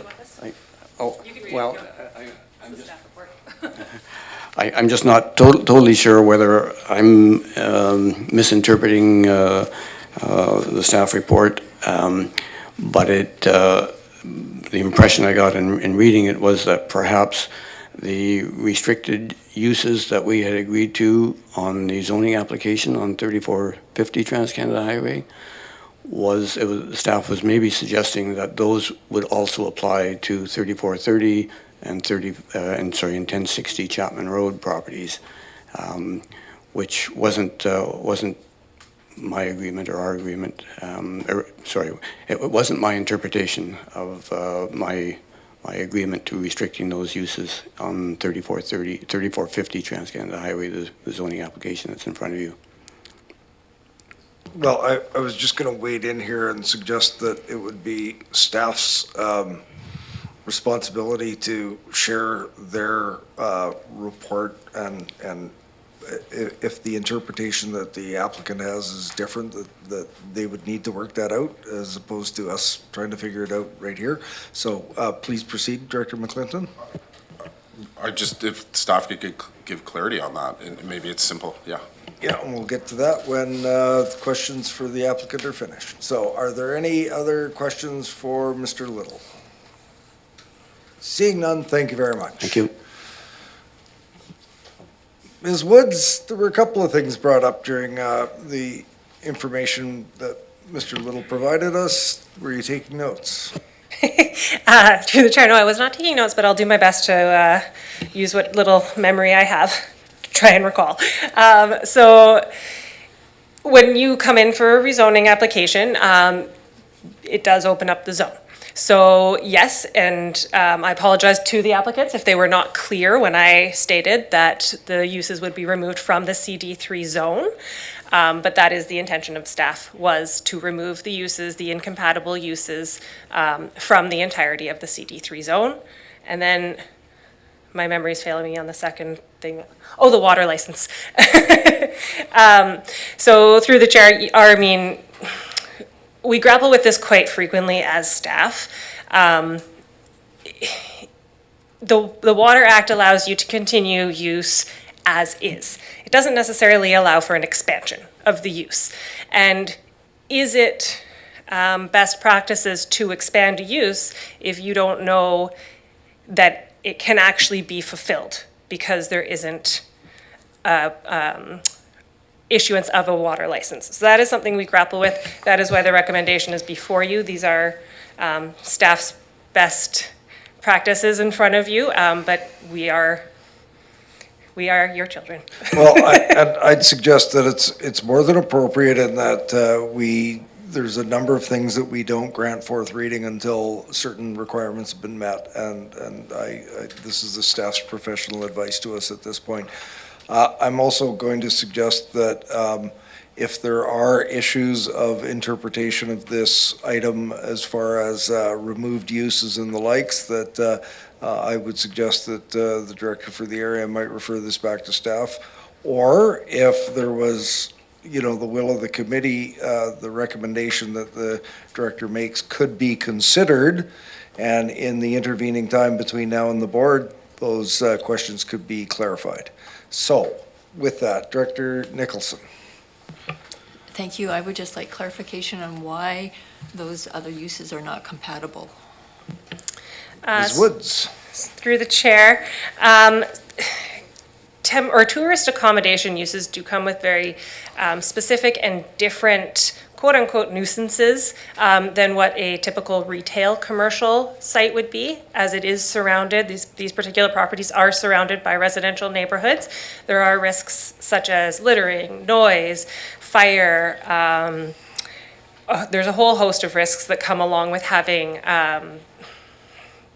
transient, for lack of a better word, people coming to and from a property. There's an increase in traffic and safety issues as well.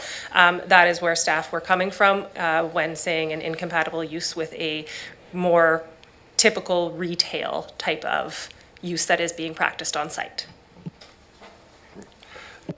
Director Wilson, are you looking to make a motion? Before Yes. you do, I'm just asking, are you looking to make a motion?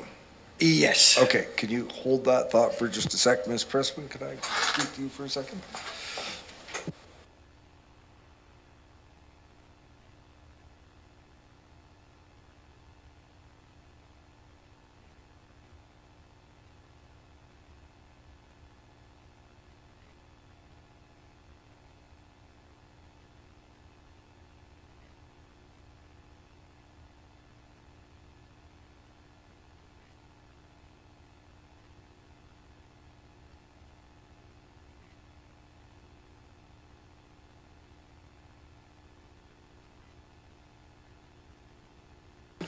So Director Wilson, this is where we're at. I we have a recommendation. There seems to be some confusion between removal of the like. So this is what I'm going to put forward as possible options here. Well, you could make any resolution, but this could either be referred to staff for clarification, but that might cause undue delay, or you could put forward the resolution that you want to make, and that any clarification between the staff and the applicant can be made between now and the board meeting next week.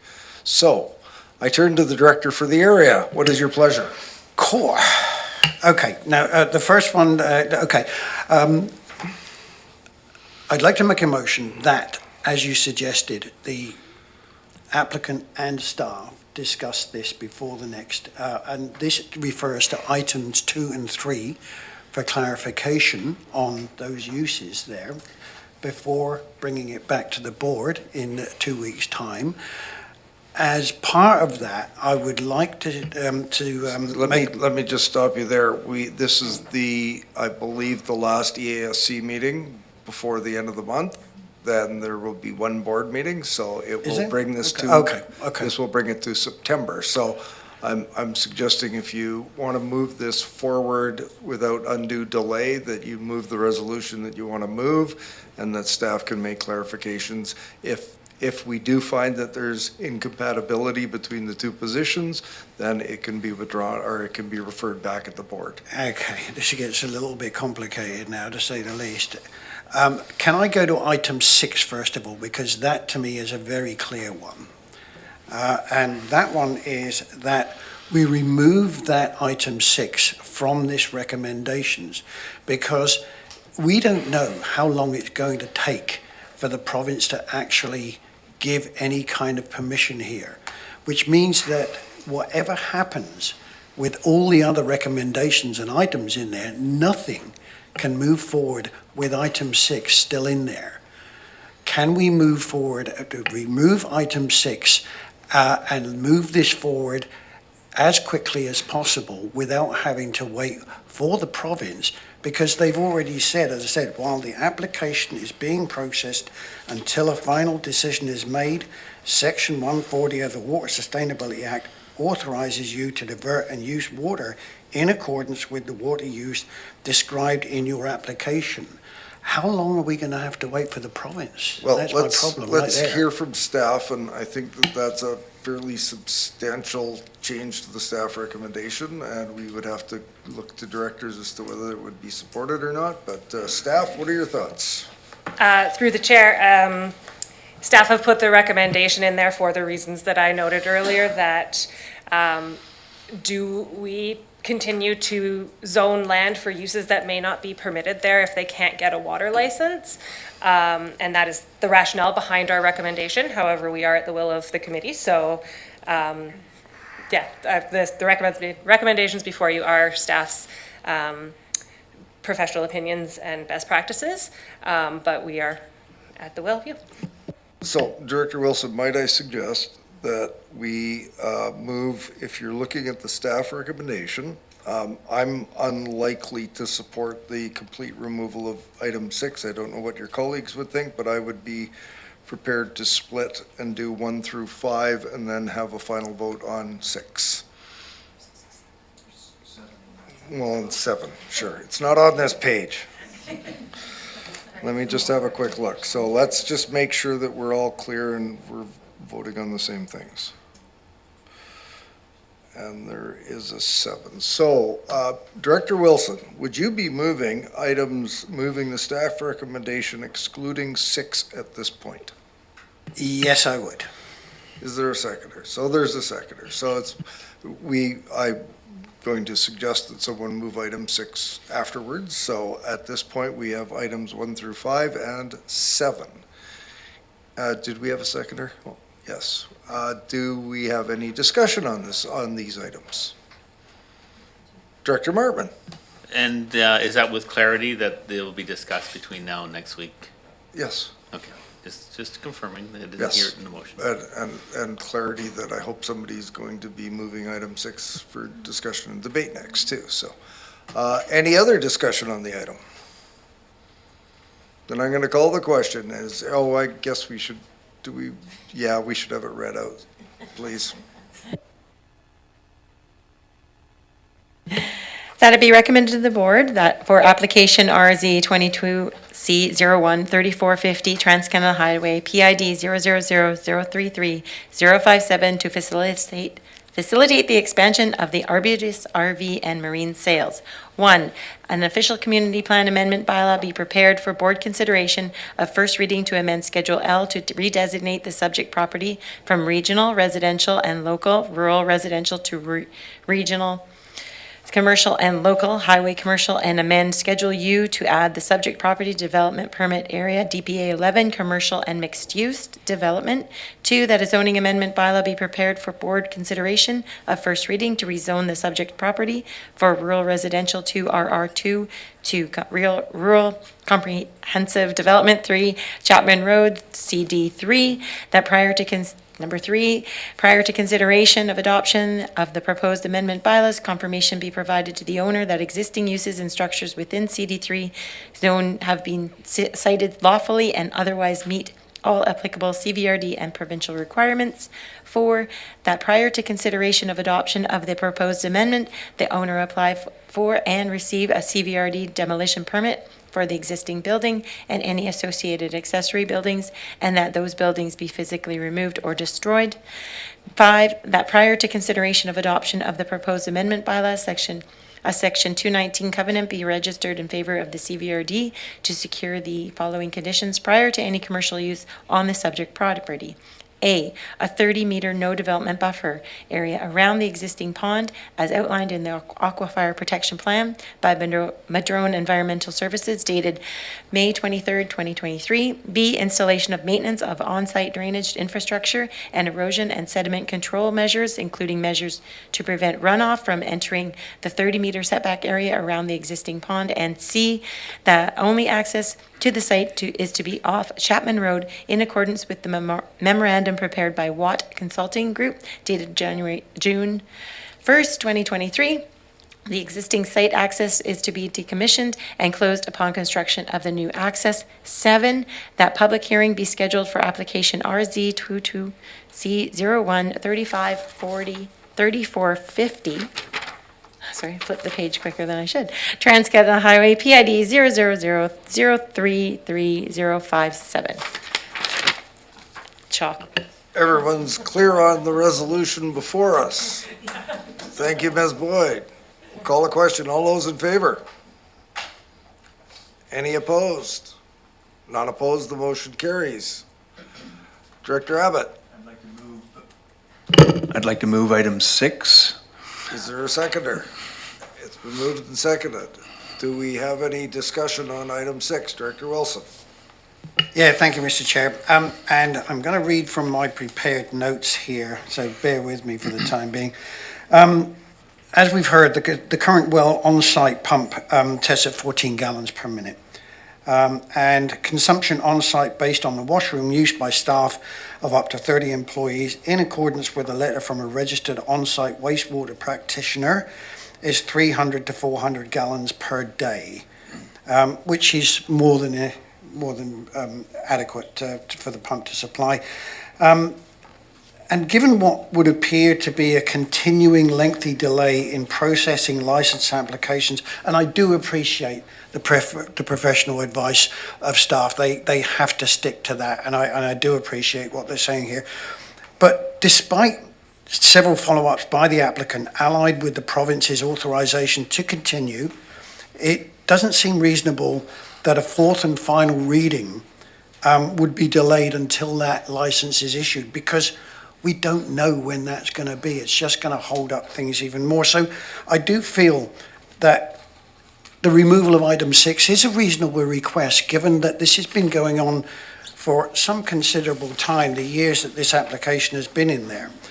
And if the rezoning if this is removed, it would allow the applicant to proceed with his development plans as soon as possible.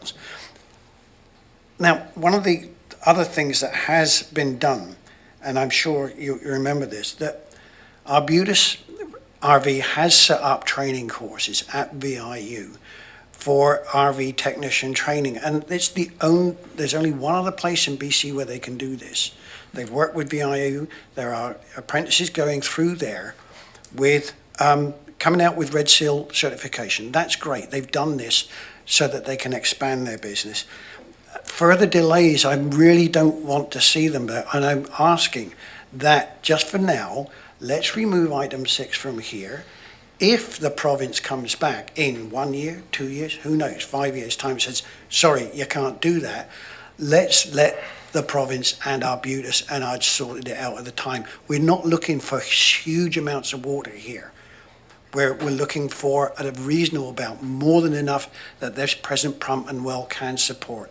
So I'm asking here that we try and get this moving and remove item 6. Thank you.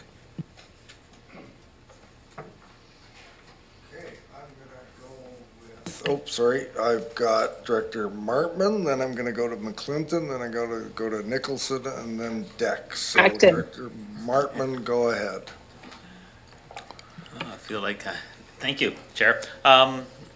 So I have some familiarity with water licenses. I'm still waiting for my water license. And in the process, they asked a few questions around, you know, who's there first, and it sounds like 1979 is a fairly early number, so that's encouraging. The volume, obviously, what are you going to be using it for? But what I'm not clear in the zoning is that, is the water license intended for the use of that particular RV operation, or is the water license intended for whatever could happen in the zoning? That was, I don't know if I can just ask the question. I have a... Ms. Woods? Through the chair, when you put in a water license application, you do have to declare what the uses are for. So that is what the, whatever they've put in as the uses in that water application would be what they could use the water for. If there's any changes to that, they would have to apply for either a new or maybe an amended. I'm not sure if there's an amended option or not. Thanks. That helps me because I think it does lend itself that, you know, if the use is not high, it has a higher likelihood. But I think the balance that I'm trying to wrap around in my head on this is the needs of the community, saying that, you know, we want to zone this for this purpose, but at the same time, water is going to be everything. If you can't get water, how can this even operate?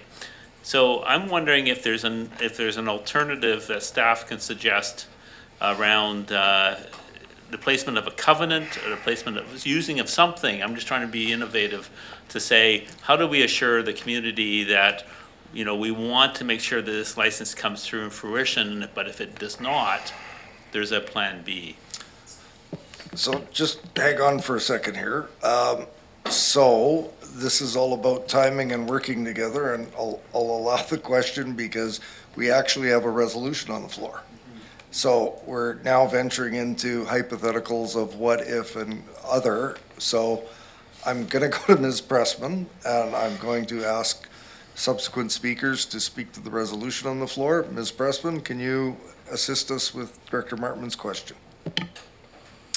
Through the chair to Director Martman, alternatives to this condition of adoption could include a covenant requiring that a water license be issued prior to the establishment of the proposed commercial uses on the site, or a condition of use within the zone, within the amended zone.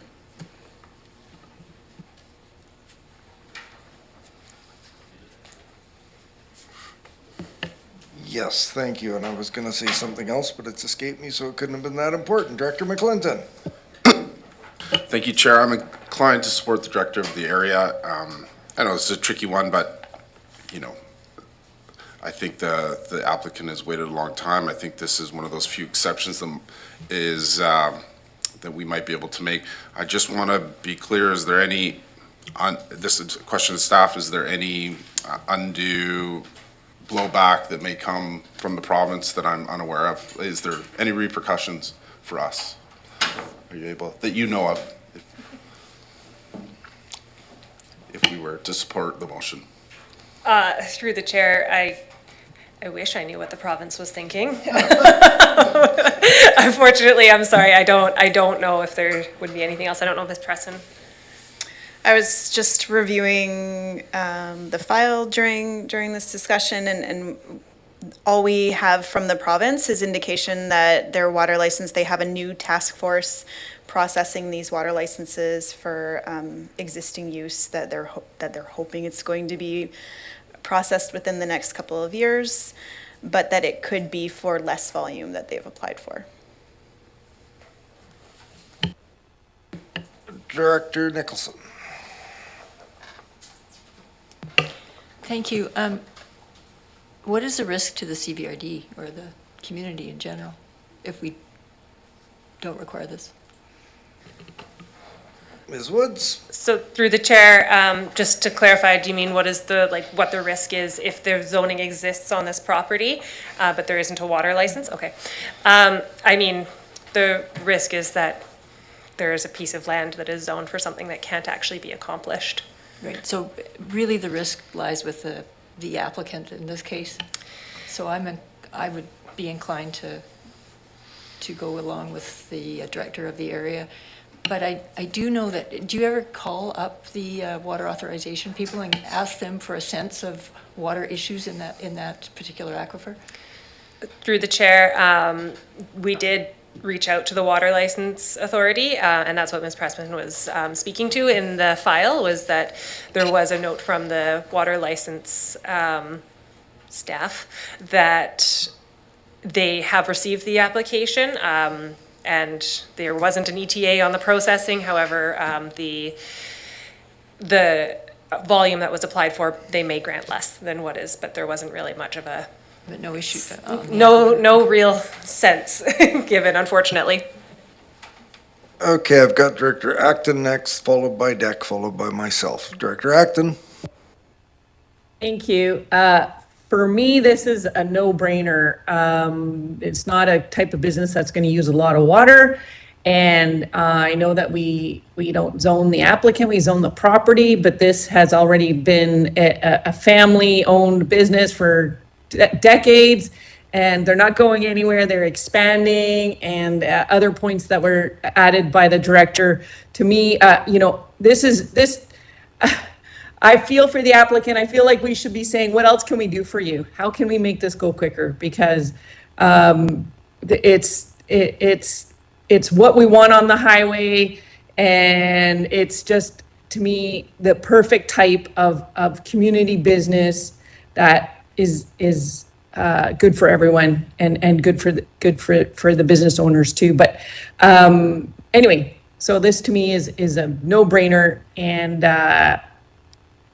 I'd say, like, if we can skip the public hearing or anything else, I say let's do that too. Director Deck? Thank you, Chair.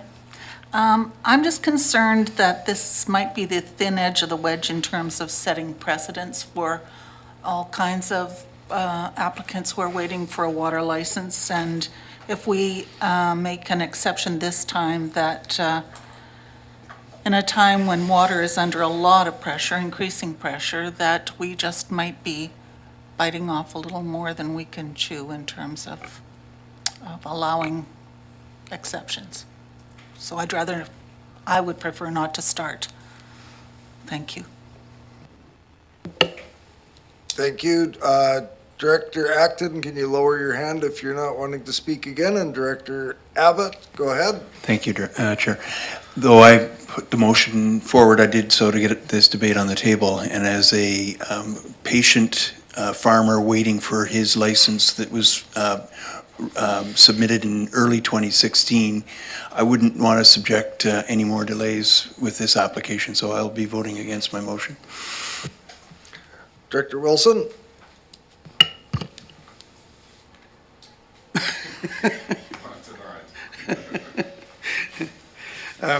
Yeah, I'm going to just first of all address Director Deck's comment there just now. And yeah, it's possible, of course, but we treat everything on its merits. And I think this particular one has a lot of merits going for it. But the other one is I've just sent round to allay some other delay concerns, a chart of Aquifer 197 10-year level data. You can see that it's a very, very healthy one, especially this year with all the water that's come down from the sky, which is great. Thank you for those who have spoken in support, and I hope I can get the support I'm looking for in this one. Thank you. Thank you, Director Wilson. Seeing no other hands, I will wade in on this one. I would encourage my colleagues to think very carefully on this, because we, I agree with a whole bunch of what's been said, but, we've had our staff put forward a professional recommendation. We have not looked at what other options might be, such as lobbying ministers at UBCM. And I contend that water is likely the number one issue in our regional district at this point. There are, the province was set up to fail on this one when they brought the Water Sustainability Act and had tens of thousands of wells and one person to be responsible for them. But there's a concern of if this isn't issued, then there's a whole bunch of other problems. So this idea of modifying a well-thought-out staff recommendation on the fly at committee, though we have every right to do so, I think that if there's a time to stick with the staff's recommendation to move forward, this is going to take some time for all of this to play out. It gives all of us and our staff and the applicant time to ensure that this application and license is ultimately issued. But I worry about the signaling of the concerns of water being such a high priority for folks, and us saying, well, in this case, we're going to issue zoning, we're going to do final adoption without that license being in place. And that's a standard that staff have put forward. So with that, I think everybody is clear. Do we need let's have the resolution read, item 6. Thank you, and that is going to be added back into the resolution, that 6, that prior to consideration of adoption of the amendment bylaws, the applicant provide proof of insurance of the province of BC water license authorizing commercial use.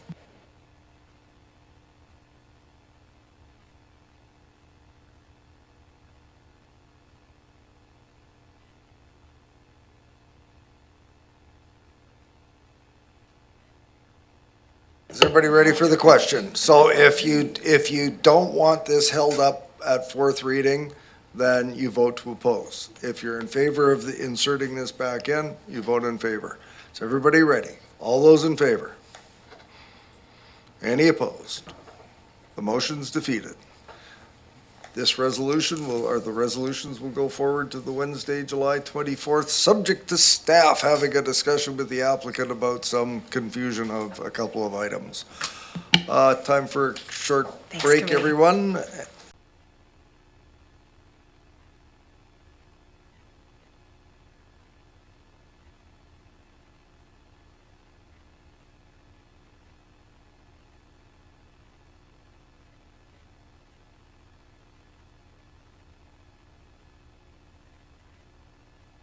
Welcome back, everyone. We are going to do a quick reorder now. If we could have staff pay attention to us, because we're starting the meeting again. We're going to bring number 9 forward. So I'm going to turn to the chair of the governance committee to give us a little talking to about UB1. Thank you, Chair. Yeah, I have a bunch of notes written about this just to set the table for our discussion, because we've talked about this a few times at the governance committee, and I think I've witnessed a real consensus that we really want to hear from our constituents, and yet we are posed with this real challenge around land use applications, where if a public hearing is required, that public hearing is the official place where we actually record input on an application. And if we are prohibited by provincial legislation from having a public hearing, we can't create an unofficial public hearing here in public input. So what I've been really grappling with is, how do we balance this? How do we still hear from our constituents on these land use issues and make Also, within that, make public input more accessible, because as we've heard, the website page that talks about public input at the CBRD is not very clear for constituents to understand how they can provide input.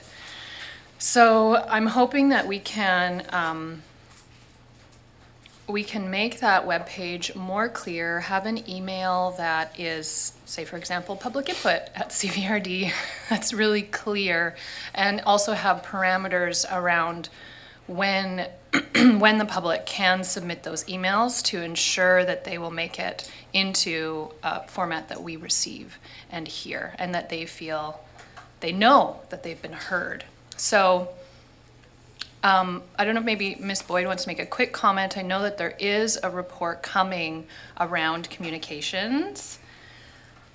It's fine, you don't have to. We can just know that there is a report coming around communications to help improve that.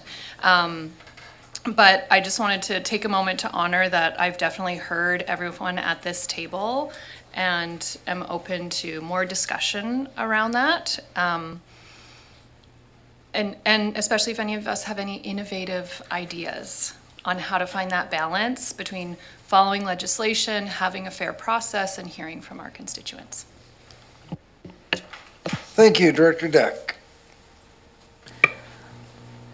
Well, I have exactly the same concerns, and given the importance we have put on public input, it's in our strategic priorities. We say we want to honor our commitments to meaningful community engagement.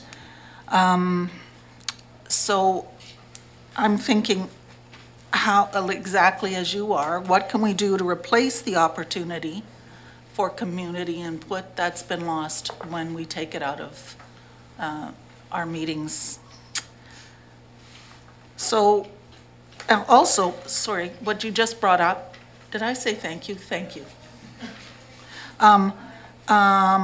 Does a letter or an email coming in at the same time as a land use development proposal is coming forward, doesn't that have the same impact, or is it just because there's a person speaking at the mic that causes this unfairness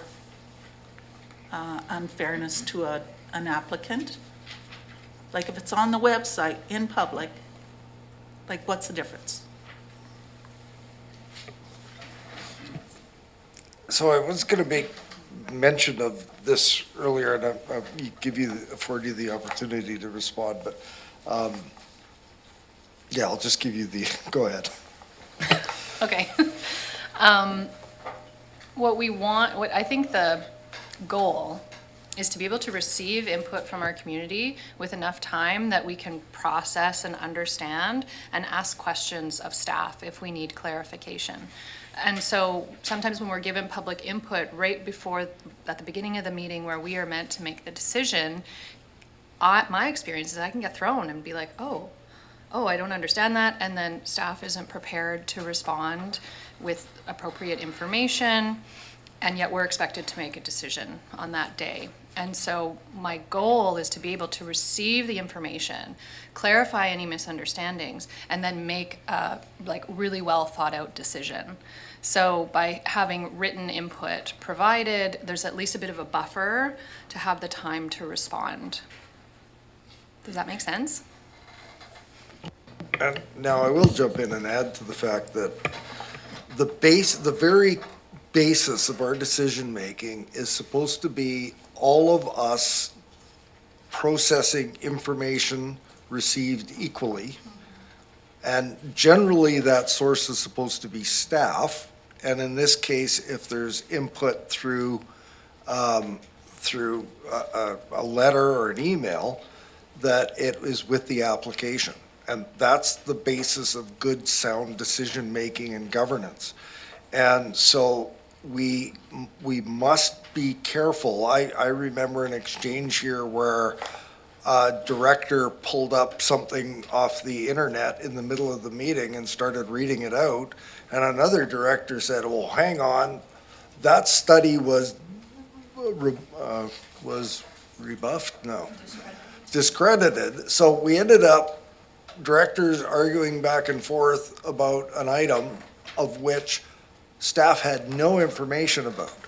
So we must be careful that we are all making decisions on the basis of the same information.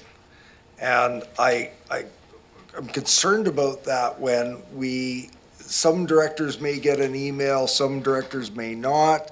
So our only source should be staff. Now, we encourage public input, but then if an applicant isn't here to address, then we get into the back and forth at the microphone. So it's a challenge, and that's what we're dealing with. I see you, Director McClinton. Director Nicholson, followed by McClinton, and is Director Acton around there anywhere? No. Go ahead. Thank you. So I think it's, as Director Segal said, really important to hear from our community. And I always think about these land use applications, is it rezoning or whatever, there's sort of there's a long process usually about it. And typically at the beginning, it's at the beginning that people aren't aware of what's going on. We may be not really aware. It's sort of, you get your agenda on the Friday and you try and figure out where in the area and and we start often, and I really like this process where staff come and often say, well, should we go proceed with this as sort of a first kind of crack at it. And I find it super important to hear from people at that point. And some people, it's easier it shouldn't matter how we receive the information from people, whether it's written or verbal.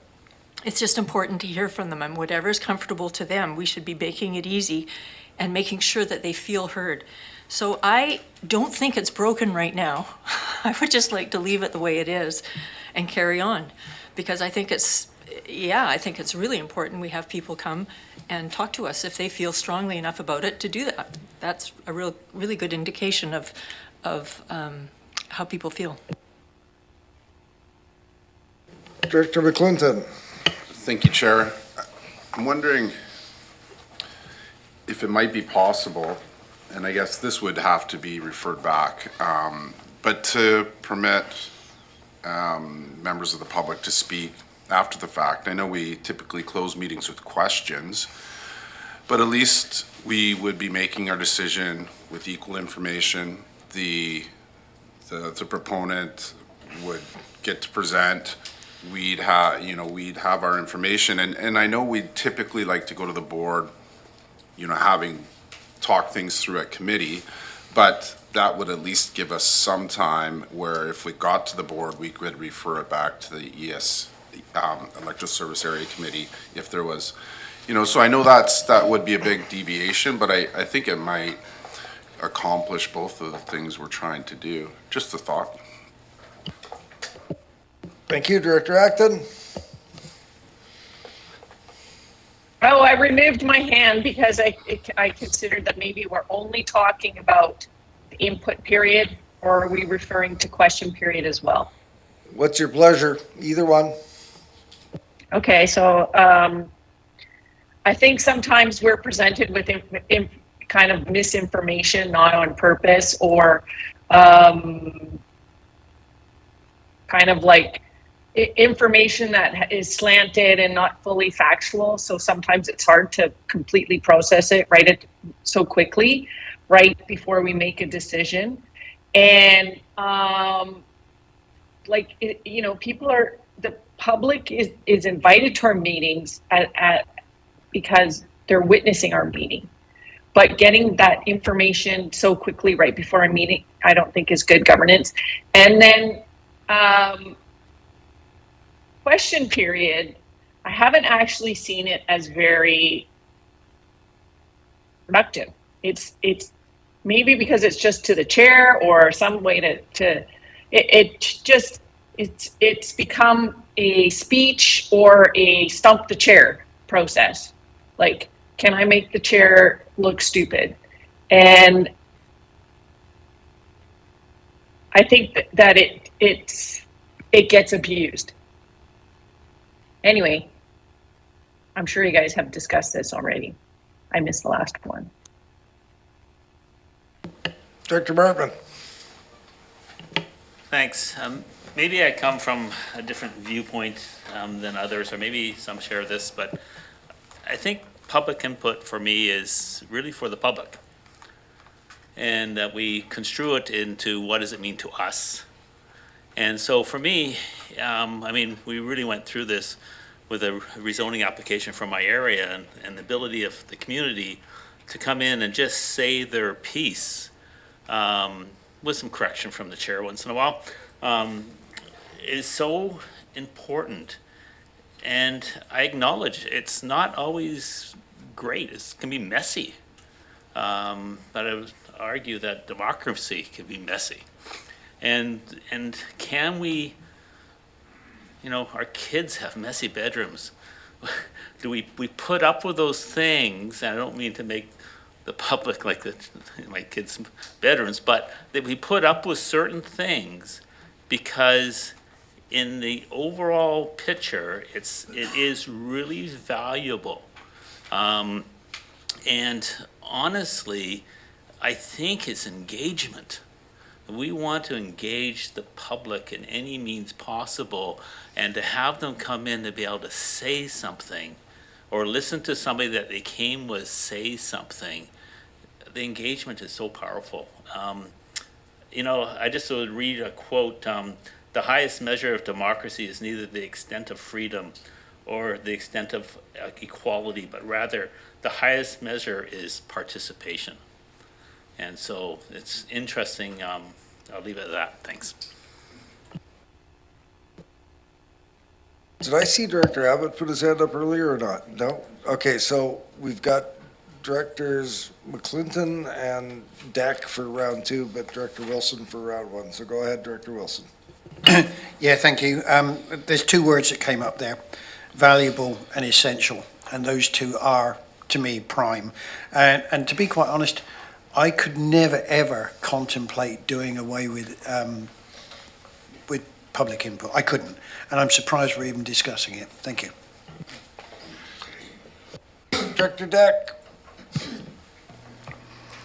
I guess I'm wondering how long has public input been going on? My guess is years and years. And why now has it become a problem of procedural fairness? I guess that's where I think this has become a problem of procedural fairness because people have been using the public input very strategically, and people who've received, I'm not talking about here, but people that have received negative outcomes have noticed that it is, an application can be either delayed or kiboshed as a result of a one-sided opportunity of someone targeting a comment or a committee or a council, and there not being the fair opportunity for the applicants to be able to rebut prior to a vote. So there's been some challenges in that, and I think that's been identified. Not that it's necessarily happened here, but that is part of the procedural fairness, is that there must be a process that can be not only relied upon by the applicant, but the organization must be responsible at following through on that. So one example. Director McClinton next. Thank you, Chair. You touched on kind of a question I have, but, first I mention, and I brought this up several times in a different context, and I'm a bit of on an island on this, but if we want public engagement and true public engagement, we wouldn't be having the time for that at noon on a Wednesday. The people that cannot attend in the middle of the week, at the busiest day of the week, we see it in who is not here to give that public engagement. So I would say that would need to be seriously considered if we want true accessibility for people to jump in. So that, first to point, I've pledged that I wouldn't be harping on the times of our meetings, but I mean, it just smacks me in the face. The other part is our board chair had mentioned at our last meeting that there, we may be flirting with issues to do with the Local Government Act. I mean, do we, I sort of took those comments and heard them, and maybe that's a question for Director Segal, if you've had words or gotten clarity on that. Are we, is there any clarity on that in terms of how, where this might go in terms of the Local Government Act and people, speaking to one side of those help me out with the wording here. I think you get the point of my question. Mr. Segal, do you want to jump in there? Well, yeah, I don't remember our chair's specific words. But to move this along, I had an idea. Just to make the motion to remove 6A from the public input policy, just to see what our committee feels like. Okay, let me find it here. Hang on. I can hang read on, it. I can read what 6A. Well, I'm just pulling it up right now. Is that the first one or the second one? The first one, public input period. Okay, 6A is rezoning or land use amendment by amendment application, and that goes to the heart of what Director Stone was referring to as the procedural fairness under the Local Government Act. So it has been moved and seconded. I heard the second over there. So any discussion on the public input period policy absenting 6A from the policy? Director Abbott. I thank you, Chair. I'd just like to emphasize what we heard from the public today, that often we and the applicant work diligently for months, and the public get about 5 days to distill what's being proposed. So I'm in support of this motion, remove this A.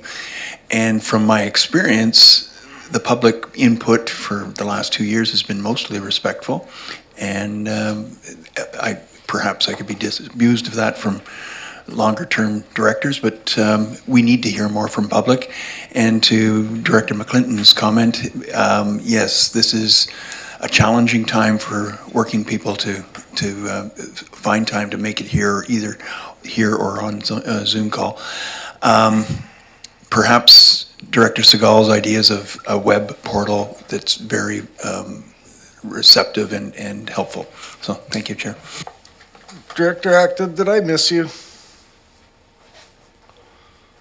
No? Yes? Director Acton?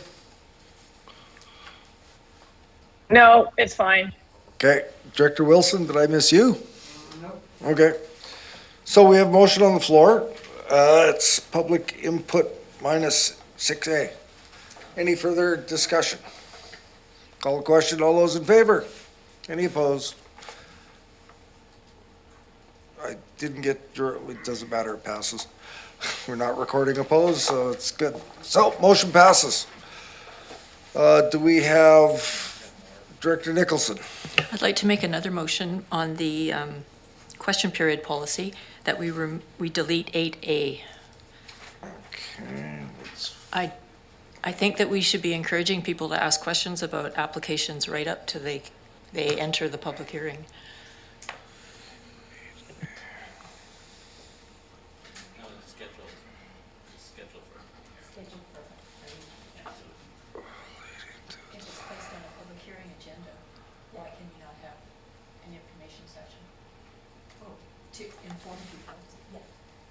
Right, so you should be able to provide information about the application right up to the time you have the hearing. Yeah, so even if it's on agenda, if you haven't had it yet, yes.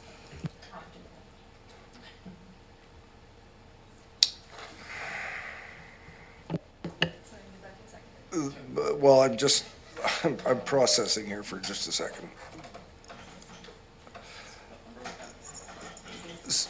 Well, before I take the motion, so this is the right up into the conclusion of the public hearing? Is that what you're saying?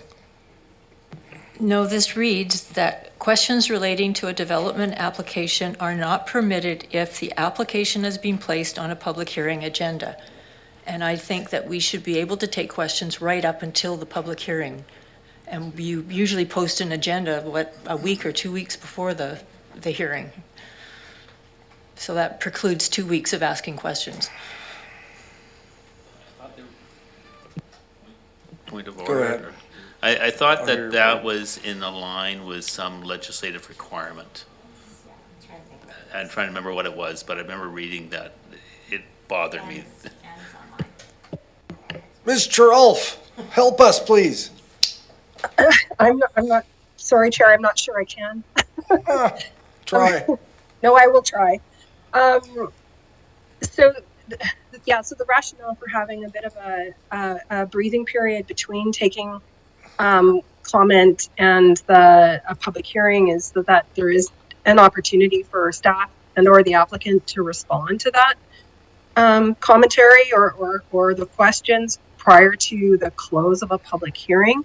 So we typically have and Ms. Pressman can probably provide some more specifics on it, but we do have a cutoff for receipt of public submissions in advance of a public hearing, just to ensure that there is some time so that everybody has an opportunity to see the full record before a decision is, or before the public hearing is brought to a close and any kind of remarks can be made on that commentary. I just wanted to highlight in regards to the motion that was already passed on the public input policy that you've now removed the stipulation that the public not speak to matters that are the subject of public hearing or have been the subject of a public hearing, just so you're aware of that. Thank you. Yeah, so let's go with the board. So understanding the rationale, and if I'm getting the intent, I'm just trying to work a scenario through my head so that we've had the preliminary meeting, we've ordered a public information meeting, the referrals have gone out, they've come back, we're considering it for bylaws. We pass a resolution that has bylaws being developed and a public hearing scheduled. It hasn't yet been scheduled. Then the meeting is scheduled under the rule as it sits. Commentary stops during question period, can't get up. But if we were to eliminate this, there could be a public hearing on a Thursday, and on a Wednesday, someone gets up during question period and poses a question that introduces new information, yet the public hearing is the next day. Does that impinge on the procedural fairness of the staff and the applicant to be able to respond to it by the close of that public hearing the next day? That's the scenario that I see. Is that a correct assessment of, I guess I'm talking to Ms. Charolf about this. Yes, Chair. And so I think that there is actually a legal question there because you've got a process for obtaining public input in advance of a public hearing. There's a public notice period, and there's a period during which people can provide submissions, verbally or in writing. And that is a process that is consistent and fair for everyone. So sort of by altering that, it's sort of kind of, I think, upsetting the scales somewhat. So my recommendation would be to stick to the statutory process that's in place and to have people use that process when they're providing their submissions. Director Nicholson. So through the chair to Ms. Charolf, we're not talking about providing submissions. We're talking about the public asking questions about an application. And I'm unclear why we can't encourage people to ask questions as much as they want up until we hold the public hearing. We used to actually allow questions just before the public hearing when we had the information sessions on the same day, but we don't do that now. But I know that quite often people in a neighborhood will come to a public hearing about a local issue and they won't have all the information they need. So I think we really need to bend over backwards to make sure people can have access to information about the application. Yeah, through you, Chair. And I think that Director Nicholson is absolutely correct that people need to have the answers to the questions before they go to a public hearing and provide submissions, because the submission should be informed by factual information. And so there's something to be said about looking at the entire process and ensuring that there is time, that people have time to get the answers well in advance of the public hearing. And yes, the CVRD in the past did hold question answer periods immediately before a public hearing. The reason that was determined to be problematic was that often questions would result in the need for more information to be gathered, or could cast call into question the proposal that was before the board. So there just needs to be some breathing room between questions being posed or comments being made and the actual public hearing being held, if one is in fact required. It sounds very much like we need some legal advice on this, on that particular item, and I'm reluctant to move it forward, deleting that, and then waiting to hear legal afterwards, but what's the will of the committee? I hadn't accepted a motion yet. What are your thoughts? What would you like to do? I think we really need to have a legal opinion on when a cutoff date would be, and it sounds to me like staff is saying the cutoff date is the publication of the notice period. So does somebody want to make a referral motion that this be referred to staff to get a legal opinion on the most legal, moved by Director Nicholson, seconded by Director yeah.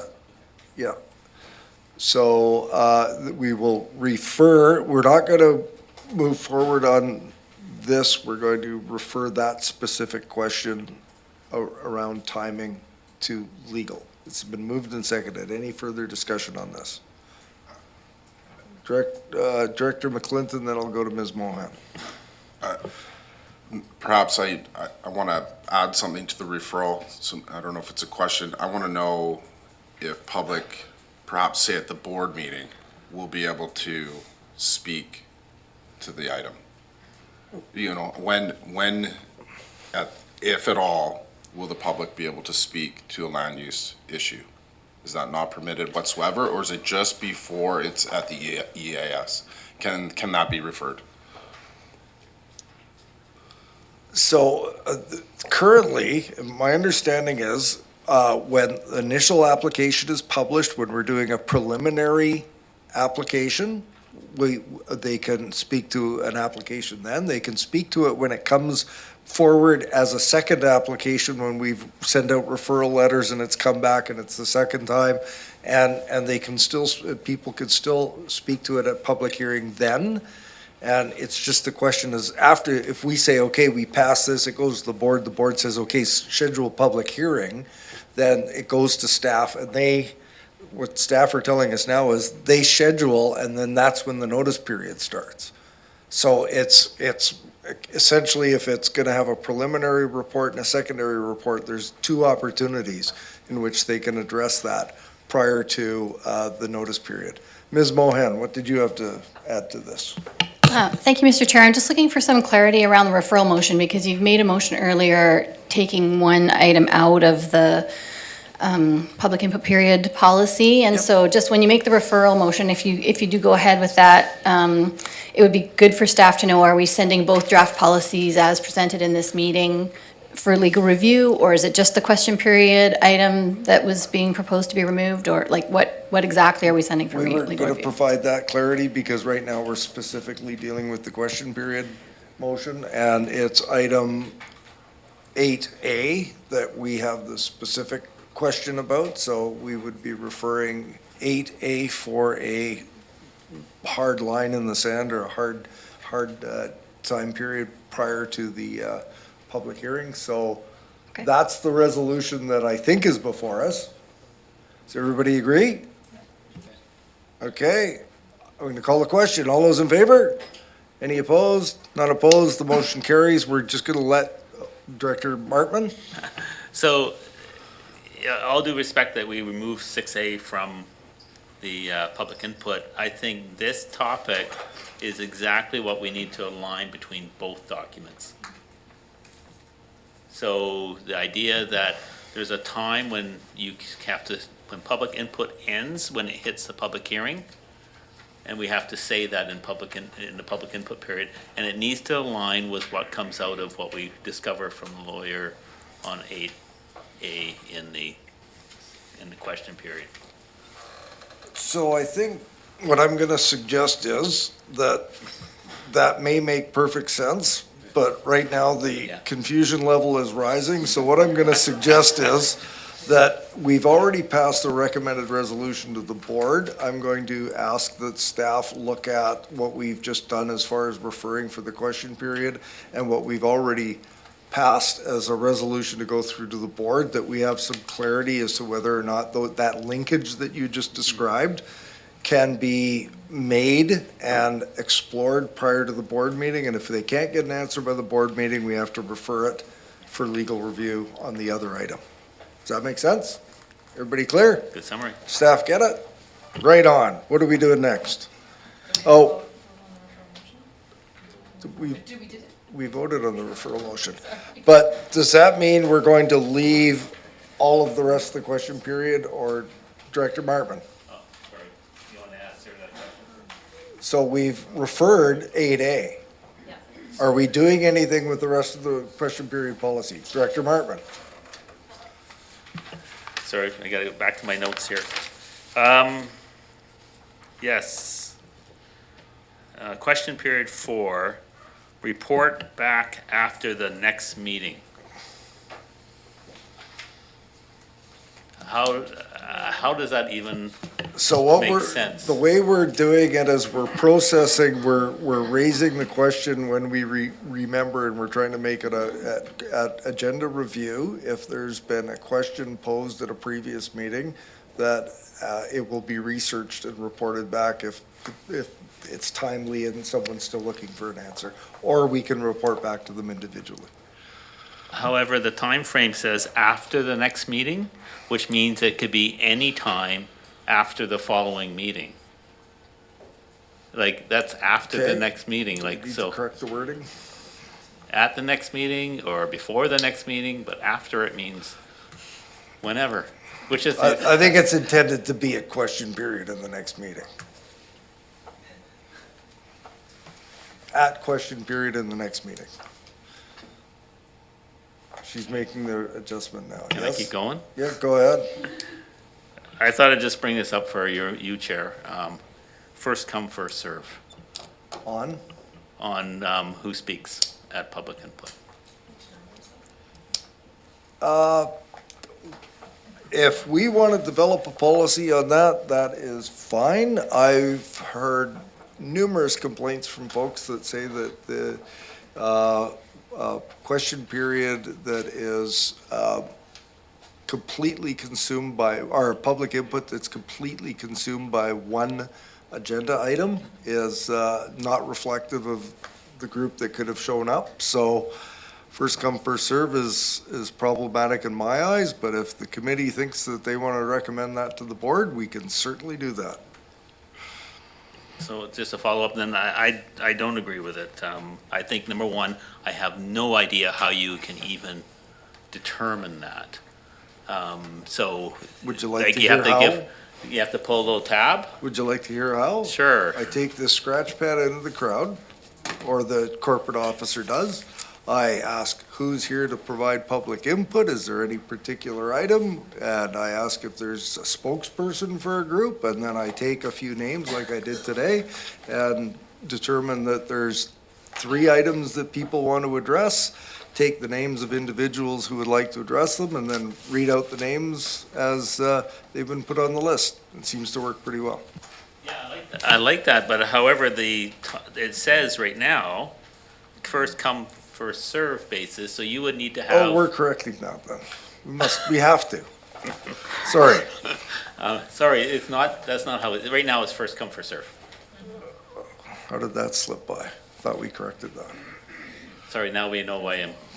Now you know why you're asking. Because I thought, you know, you go down to Lee Valley and you can pull a tab as you enter the building, once. Okay. I'd go for Well that. taken. Okay. So that needs to be corrected? Well, we're not actually addressing this right now. The item, were we gonna move this forward? Was that your thought? Let's- about this first come, first serve issue. Yeah, that's how it's written. It is. We clearly need some recommended changes to that. I thought that had been changed, but do we want to do them as an individual or refer the whole thing back for further consideration? And we want to be out of here before 11 Refer o'clock back. tonight. Are you making a motion to refer this to staff? I am. Is there a seconder?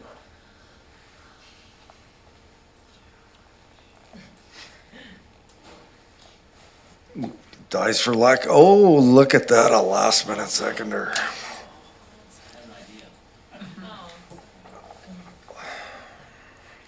Did the chair accept that second? Well, it made it under the wire, yes, it did, so.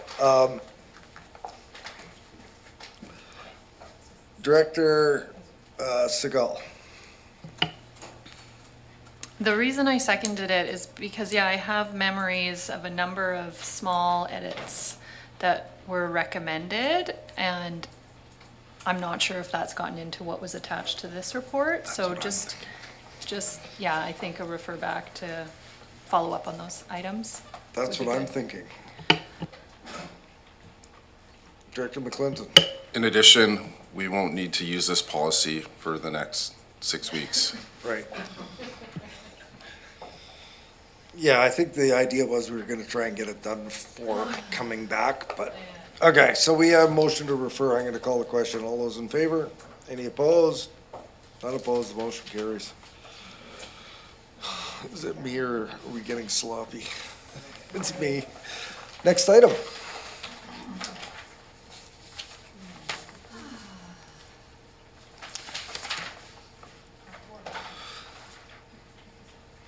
This is Masachi.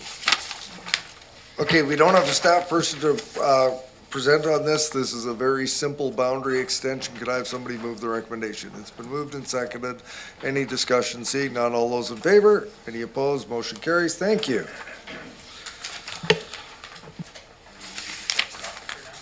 Next item. Sure. Thank you, Chair. R5, report from the Utilities Division, proposed bylaw amendment, CVRD Water Sewer Service Establishment. Okay, I don't want to make her read this out, so is there a mover? Moved, seconded. Anybody want these discussed individually? Director Martman. Not individually, I just wanted to point out to anybody that might be viewing and from Area H, this is a Director McClinton move, by the way, that Shellwood property owners, it'd be about a $250 per property increase, and the same for Woodley Range, it's about a $270 per property, and my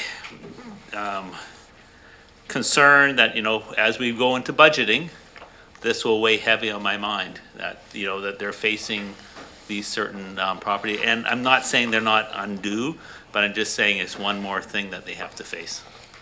Thank you. Thank you. Any other discussion? I won't make Ms. Boyd read them. All those in favor? Any opposed? None opposed, the motion carries. R6.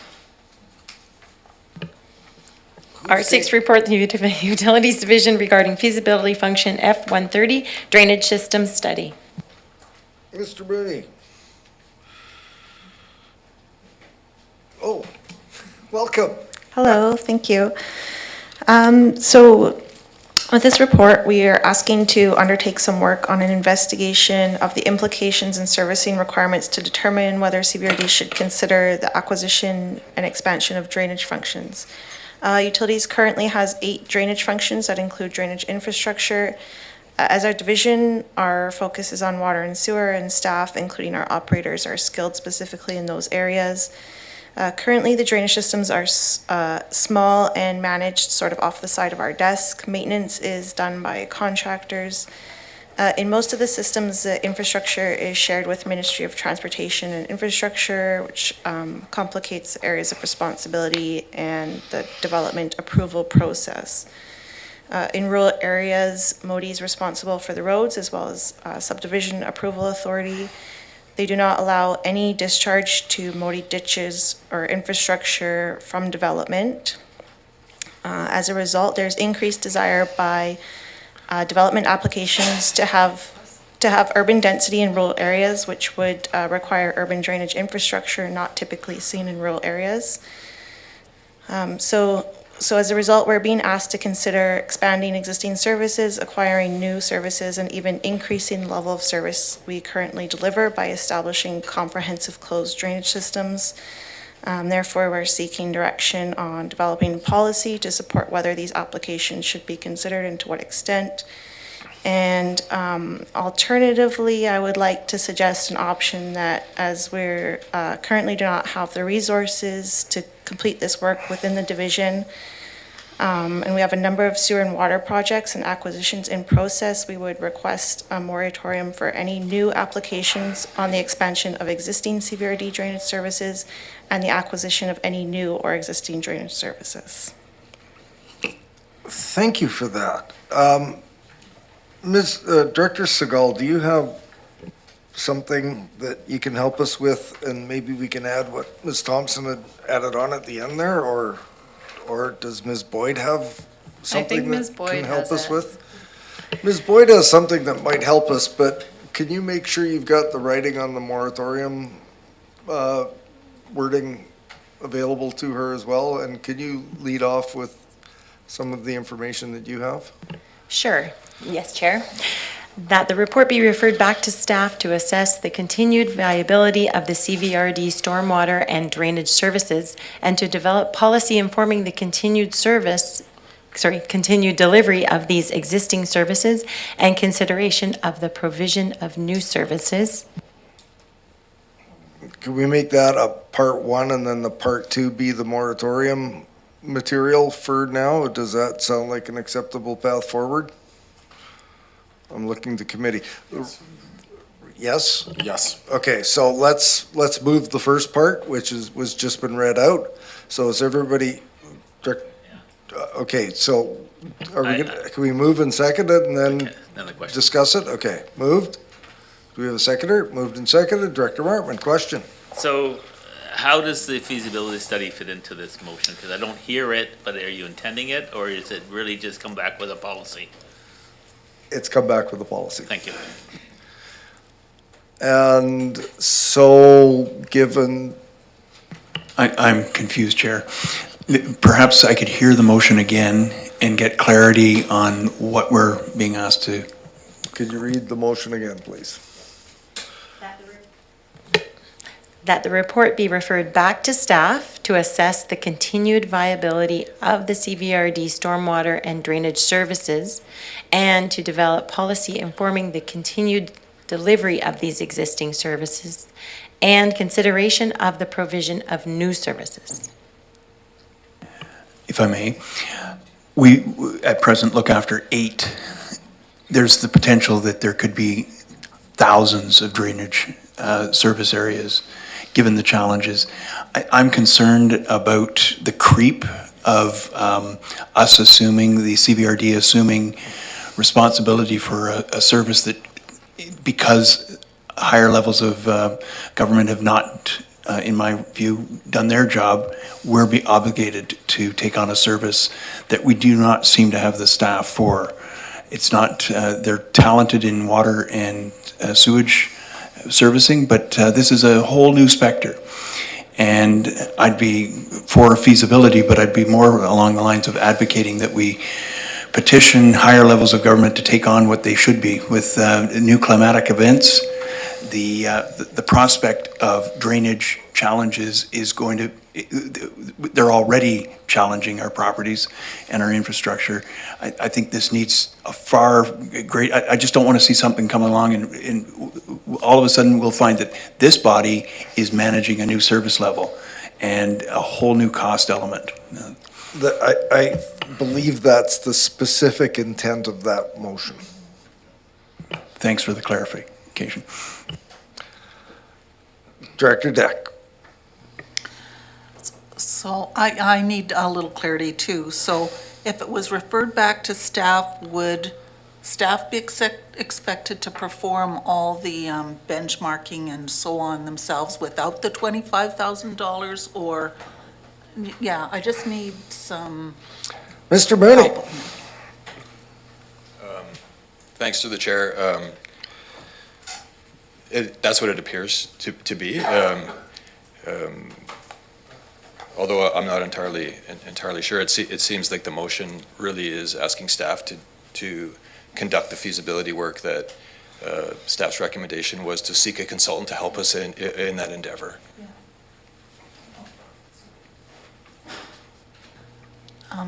May I? Director Deck. So if currently the work is being done off the corner of people's desks, I think it's reasonable not reasonable, rather, to ask staff to do the work that the consultant would do for them. If they're already worked, beyond capacity. So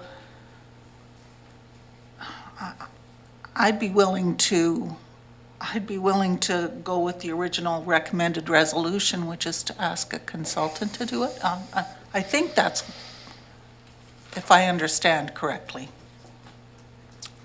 We have a resolution on the floor. We can defeat the resolution and go back to the first one, and that's certainly a possibility. There's been some thought put into the resolution that has been put on the floor. At this point, I think there's a question of funding and resourcing. I think that's perhaps secondary to the intent of the motion on the floor, but Director McClinton. I wanted to add a separate comment, so maybe I'll just wait until if the staff want to answer the question or finish it. Was there, I feel like I'm kind of coming in with another point, but I'd like to make a supporting point after. Mr. Mooney. Thanks, Mr. Chair, and through the chair, just in confirming with staff, with the additional caveat of applying a moratorium, I think there perhaps could be some flexibility if we were given the time to do some internal research to come back to the board with some of the work that's been asked here. And again, that would be subject to providing some interim direction around a moratorium while we spend the time to work our way through that process. So what I'm going to suggest is there's good rationale for the resolution and the moratorium, and I'd love to hear if it relates to the resolution. Director McClinton. I just wanted to add some context and just a comment, and I'll make it quick, Chair, if you just give me a little latitude. I stumped on this during the election. We have some serious drainage issues in areas G, and it's a concern of a lot of people. But as I've become more familiar with the role here and what the staff is doing, it's the responsibility of the province, and we need to create a way for the province to take control of the ditches. That's what electoral areas, it's not part of our responsibility. And I've noticed in my area, I'll just speak for my area, people approach me because I'm approachable, and we want to help, and we start to go down paths that we really, in my opinion, shouldn't be going down. There is a clear way forward. If you want to deal with water as a community, you get sewer. And, one of the benefits of not having sewer is you end up paying significantly less taxes. It's unfortunate that folks move to an area and they don't understand all the responsibilities that come living downstream on the water in a beautiful area. And I think we have to put a little bit more onus back on to the owners of the property to be responsible for the water. So full support of the moratorium, and I think we need to be winding down this part of the staff's responsibility as quickly as possible. Thank you. So I think to be able to move forward, I think the resolution that's on the floor, which has been read twice, I'm going to call the vote on that now. All those in favor? Any opposed? One opposed, the motion carries. Do we have wording on the moratorium for Ms. Boyd? I can send it to you, would you? Okay, you want me to read it out?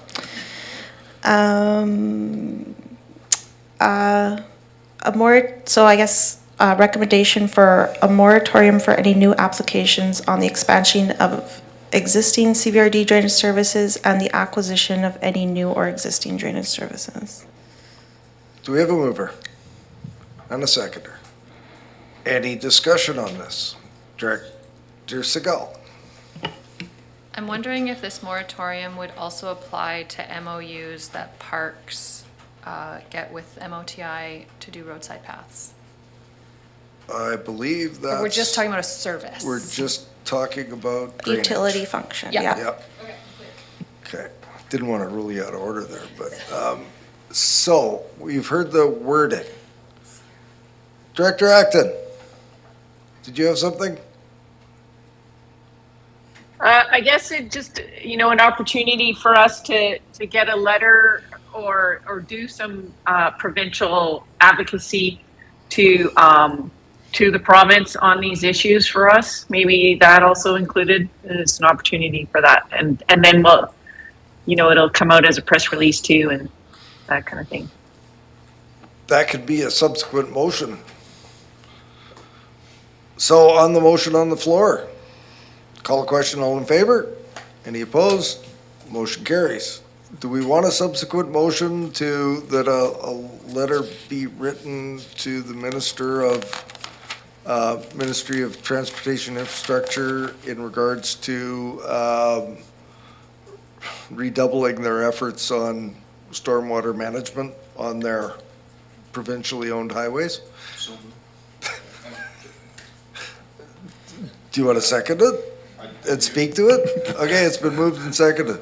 And Director McClinton. Can we CC the road contractors? Sure, why not? Can we?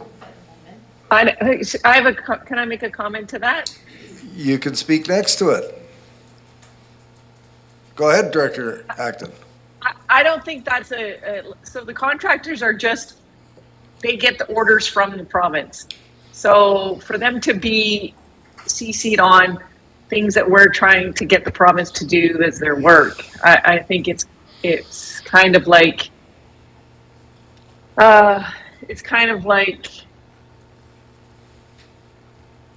sending a letter to the boss and then CCing the staff.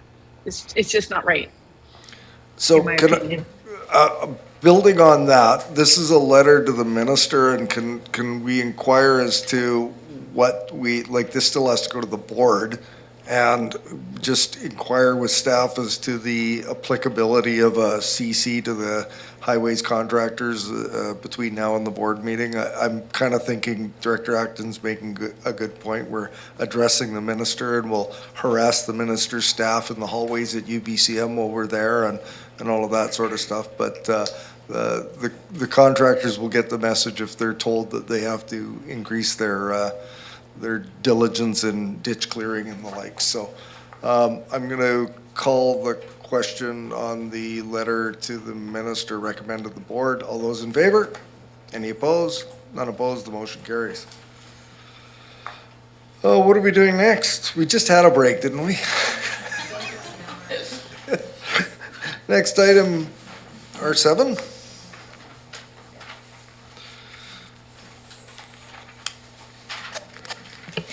Chair. R7, report from the Utilities Division regarding the Federation of Canadian Municipal Implementation Projects Adaptation in Action Funding Grant Application.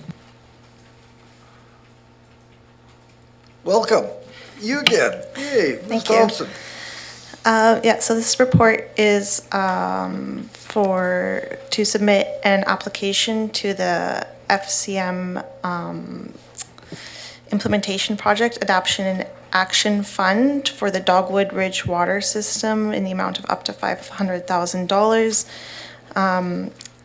This project has previously received some Community Works funds for a feasibility study for potential interconnect with the City of Duncan water system as a water supply replacement. The Dogwood Ridge water system is currently supplied by 2 groundwater wells that are in the Coxsala River watershed, which, as we know, and we saw last year, that the province had to limit use in that watershed. It's a troubled aquifer, so getting these wells off the aquifer would be a good thing, and they have limited supply. We had to haul in this system quite a bit last year to keep the residents in Dogwood supplied and fire protected, and we've begun hauling again for this summer. So despite over the fall doing some rehabilitation of the 2 wells, we haven't unfortunately seen any increased capacity.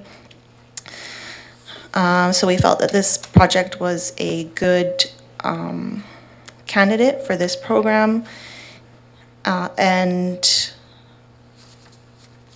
it does have the feasibility study, so it is grant ready with the cost estimate as well for the application. Director Abbott. I'd so move staff recommendation. Moved and seconded. Any discussion? Ian? Director Abbott. If I may, Ms. Thompson, did I read correctly that we're eligible for up to 60% of the 500K with stackable enhancements if we do other things? But we don't get the whole 500K, or is 500K the 60%?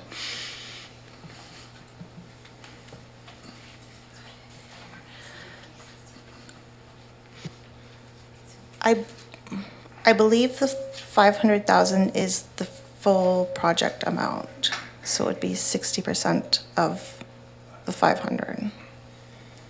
With some incentives, if we can add the stackables? Yes, so the additional funding amounts or potential funding amounts above the 60% are determined essentially after the award of the grant, and so they're assessed based on criteria after the fact. So we would have to assume that we would be responsible for the additional 40%.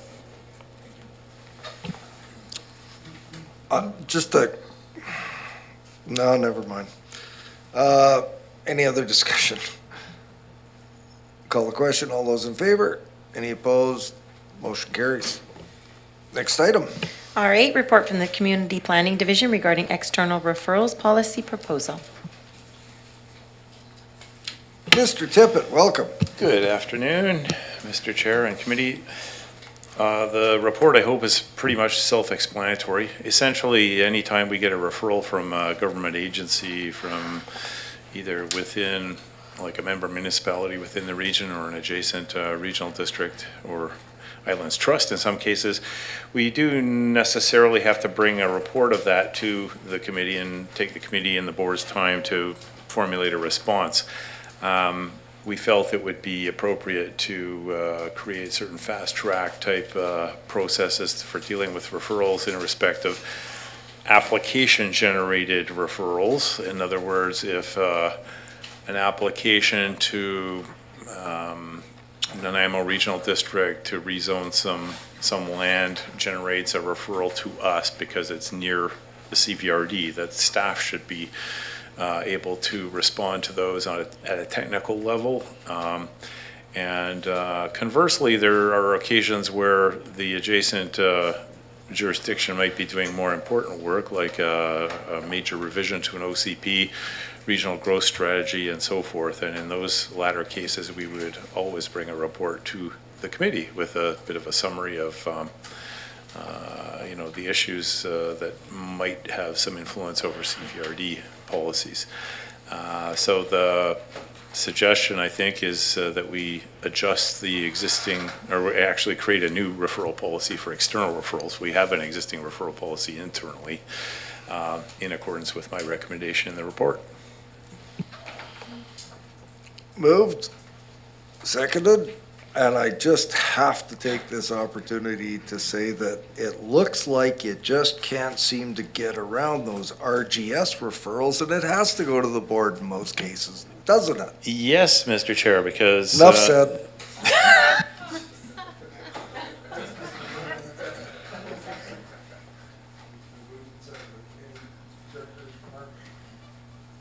So, thank you for the report, and it's being one of those directors that actually comments on the referrals, particularly because the regional district of Nanaimo is right next to me, and we all share the Cassidy Aquifer. These zoning applications are important. Like, what is that use and what's intent, and is there I noted this, in the interest of the CVRD? And while we approach the aquifer differently in the regional districts, we both have great concern about them. But I think always voicing that concern is part of my role and our role. So I guess the part that I see under the summary that I just want to point out to staff is generally no land use services staff report will be brought to committee, but I could live with that, with the expectation is when there's an obvious, concern around water, watershed, those types of things, environment. For example, the biosolids being dumped onto RDN land, near the Nanaimo River, which helps feed I believe it helps feed the aquifer. Those are all pieces that should we be saying something, and I think we should. Not knowing, we won't say something. So I'm not sure if staff can identify what would be generally, or what would they see as being potentially to bring in those cases. Welcome back, Mr. Tippett. Thank you very much. Wasn't expecting to be able to speak again. It's a good point. I think maybe a good rule of thumb, so to speak, in respect of these referrals would be if staff's reply on a technical level, having reviewed the referral, is interest unaffected, or likely to be interest unaffected, that would be one that would be easy to just fire off. If it's something such as what Director Martman just mentioned, that sort of sets up a little flag. So yes, that I think is the intent. There'd be sort of an internal screening built into that sort of common sense approach to, like another way to put it is if there was a referral for a rezoning that this policy says staff should reply to, and we have a whole long list of concerns, I think we should bring it to the board for ratification ultimately, right? Because we're really going to be telling another jurisdiction what we think they maybe should or shouldn't be doing. So I hope that addresses your concern, Director Martman. Hang on, and in support of that, and Ms. Boyd just handed me a note a little while back saying that a correspondence policy is being developed, and this is my biggest concern is the things that have been delegated, for the purposes of streamlining and consistency, that's important, but how does the notification, not to say notification to respond, but notification for the director's awareness, or for the committee's or the board's awareness of these referrals handled? Because, and I'm thinking through the correspondence file or some other notification without us having to go and scan the website for things that may, be of interest to us. How would that be handled? Mr. Chair, yeah, that's a really good point. In other words, there may be a matter that staff doesn't twig onto that could be of some significance, right, as per Director Martman or any other director. And short of bringing every one of these things to the committee, I don't really know the answer to that. If there's some, you mentioned a correspondence policy, I don't know, I'm not well versed enough in that whole realm to really say whether that would work for people or not. What I can say though is going back to the earliest days when I worked here, basically every referral that came in was dealt with by staff, except for RGS. And then it changed recently because it was, relatively recently when I think it was around 2019, it was discovered that the previous delegation that had been occurring wasn't really being done properly. We really needed to have a policy in relation to this, and so that's why we're bringing this report here. And yeah, probably in the distant past, there may have been the odd one that snuck through that was a bit of a problem. So you don't have to do this. We're just suggesting it as an option to relieve some of the burden of additional items on the committee's agenda. We got a couple of microphones on that needn't be Director Deck and Abbott. I think we can support the policy. I'm just thinking I would like to see a connection to the work that's being done. We get notifications on development permits. We get notifications on various things. That's what I'm suggesting might happen with this, and I don't know if our new whiz-bang software program is going to be able to assist us with that, but just can someone make the note that that be looked at? Or do Yes. you need a motion? Mike's got it. Thank you. We had that moved and seconded, didn't we?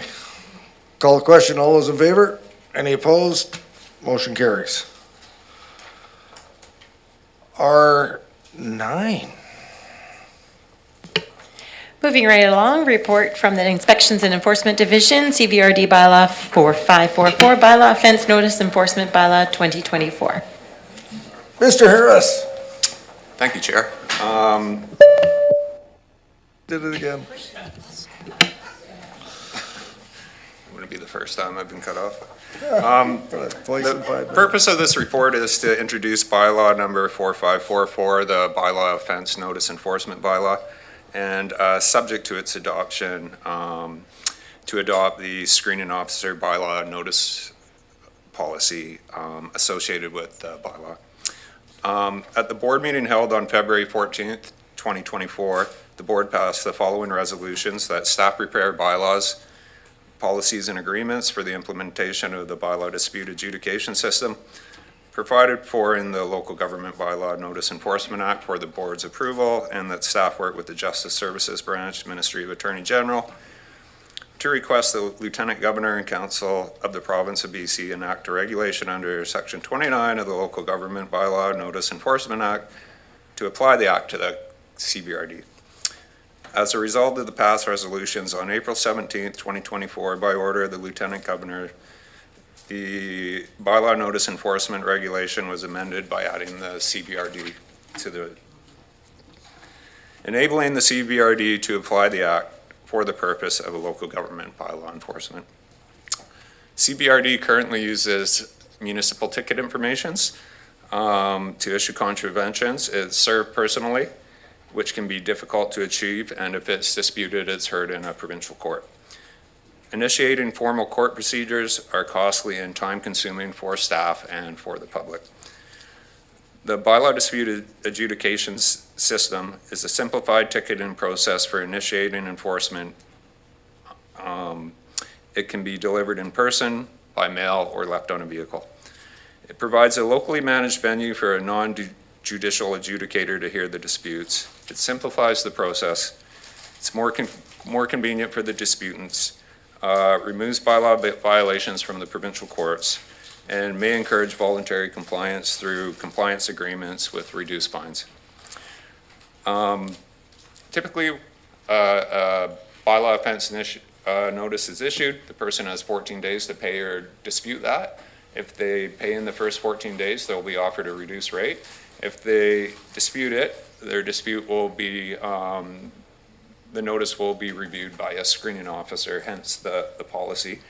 The screening officer position is to reduce the number of disputed bylaw offense notices that are forwarded to adjudication.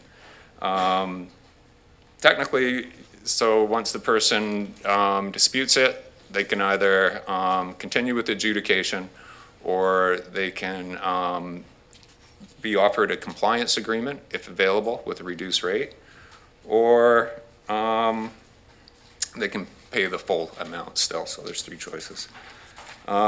If they choose for an adjudication hearing, the dispute coordinator will be in contact with the disputant with hearing details, and the matter will be heard by an adjudicator to either confirm or cancel that notice.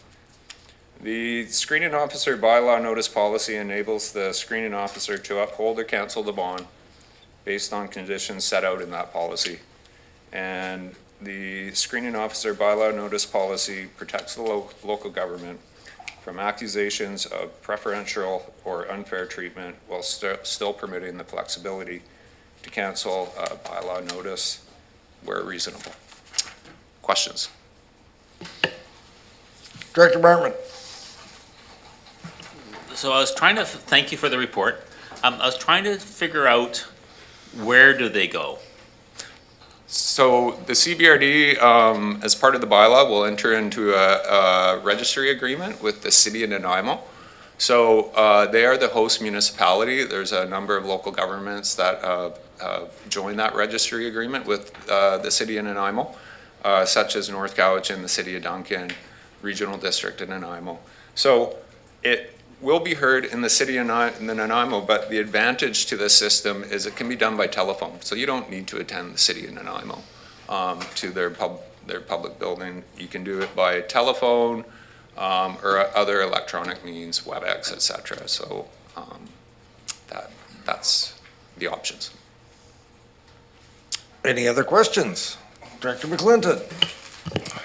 I'm a little in the weeds here, but I gotta ask, so if you say somebody becomes compliant, they get a reduced rate, or they have the option to pay, would they not still have to get into compliance? I guess that's when it would proceed to the province. Like, just because you pay doesn't mean you can be out of compliance. So essentially, if you are issued a bylaw offense notice, you pay it, and then the matter is done, and we hope that the issue is resolved.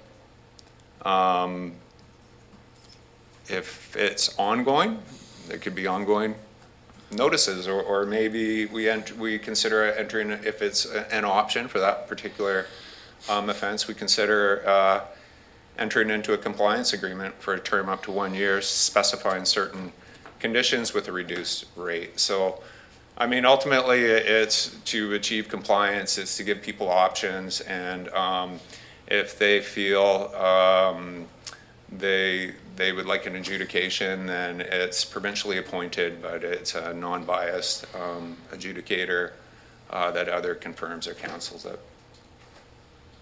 Good. Any other questions? We need a motion, I guess, or did we already do that? Moved, seconded.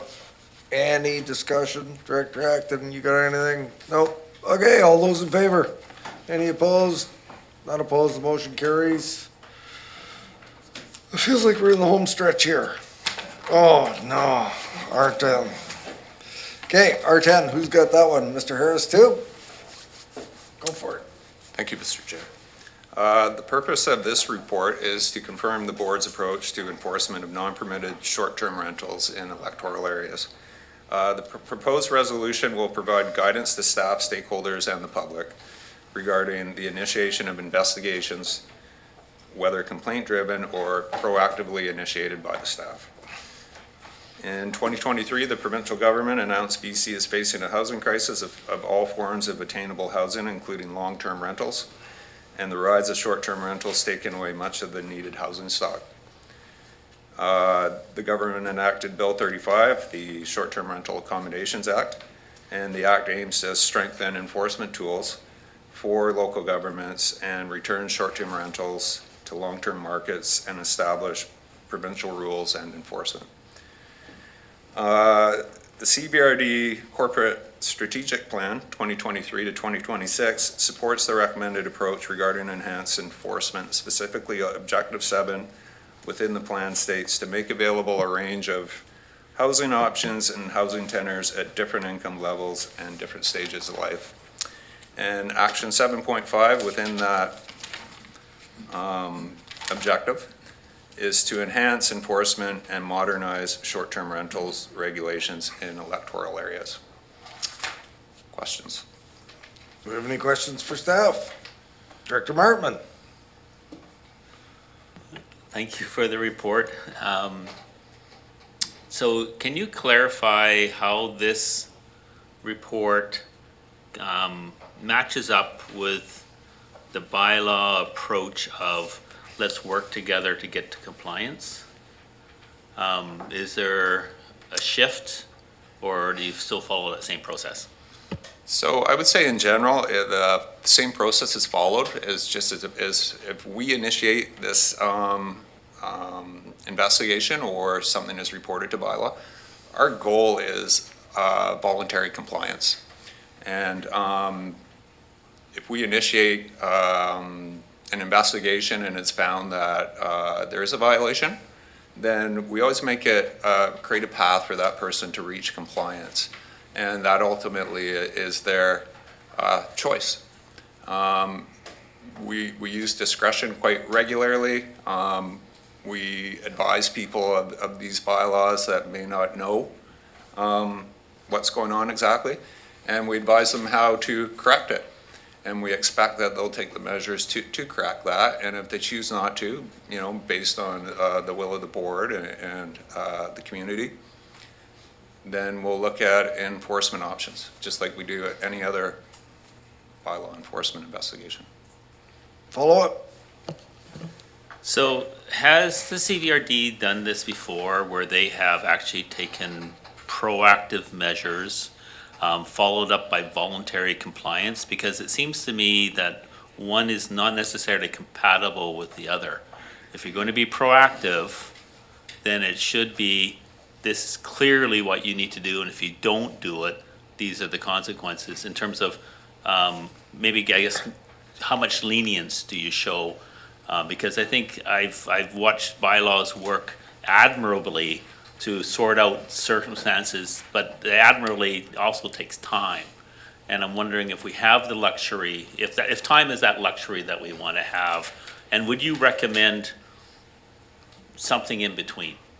You know, where it's, and that's what I'm looking for. Generally in enforcement, we try and be as consistent as possible with every file of a similar nature. Time is always the thing that tends to slow things down. You know, we got to look at it from all different angles, and we got to look at, is it extremely egregious, or continues to be, you know, they're just not listening or something like that, then, you know, we'll move forward faster with enforcement. But time is not necessarily on our side within this, so we would expect some results fairly quickly, as, you know, it is direction to be proactive in the enforcement of it. So it's difficult to sort of comment in general, but that's generally what we do. Can I just like get a Coles Notes version of what I think the intent of this is, because we've got a speakers list. We're a complaint-driven bylaw system. We've instructed them to actually go looking for them. So that's essentially the intent. Everything else is the same, correct? Yep. Okay, good. Director Acton, Deck, and Abbott. Director Acton. Thank you. I guess I have two questions right now. One is, since we're still working on our old zoning, what is actually considered short-term rentals in Area B? And two, since Area B has opted out, will you be targeting Area B?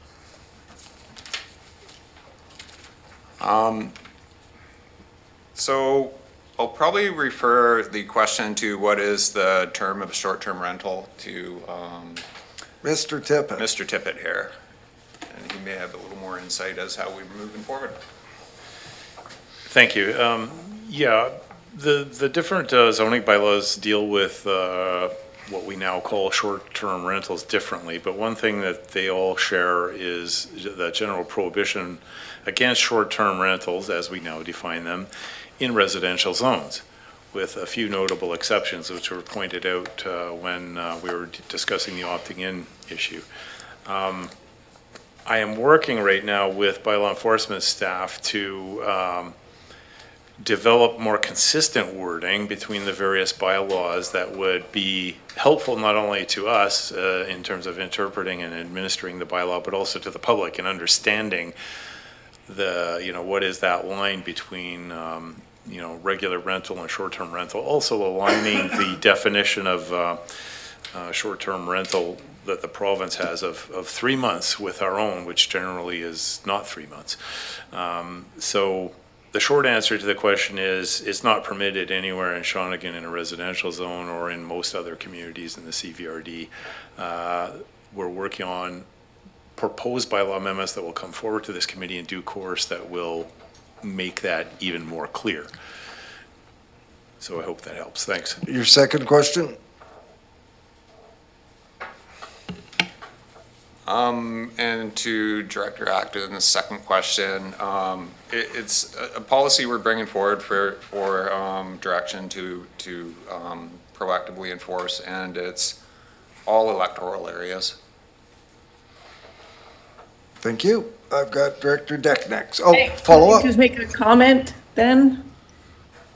Well, I just hope that we look at the consequences in each area. Like, as we know, Shawnigan Lake is very recreational. The population has definitely increased through the summer. We have a lot of local businesses that depend on this types of activities happening, and even throughout the winter as well with local schools and trail networks, people coming here just for that. So, and then we spend all kinds of money on increasing tourism and economic development. And so we have a lot of properties specifically on the lake. So when somebody comes here, that's where they want to rent a place. And some of them are not even winterized. So they have to be short term, or they're very extremely rustic and don't really have a lot of amenities. So they're not really like able to be long term, or they are owned by families who have it as a recreational property, so they don't actually fit that criteria of living there, to create a B&B. So, I think we're having this broad sweep on everything to try and solve one problem, but we're going to create other problems in the meantime. And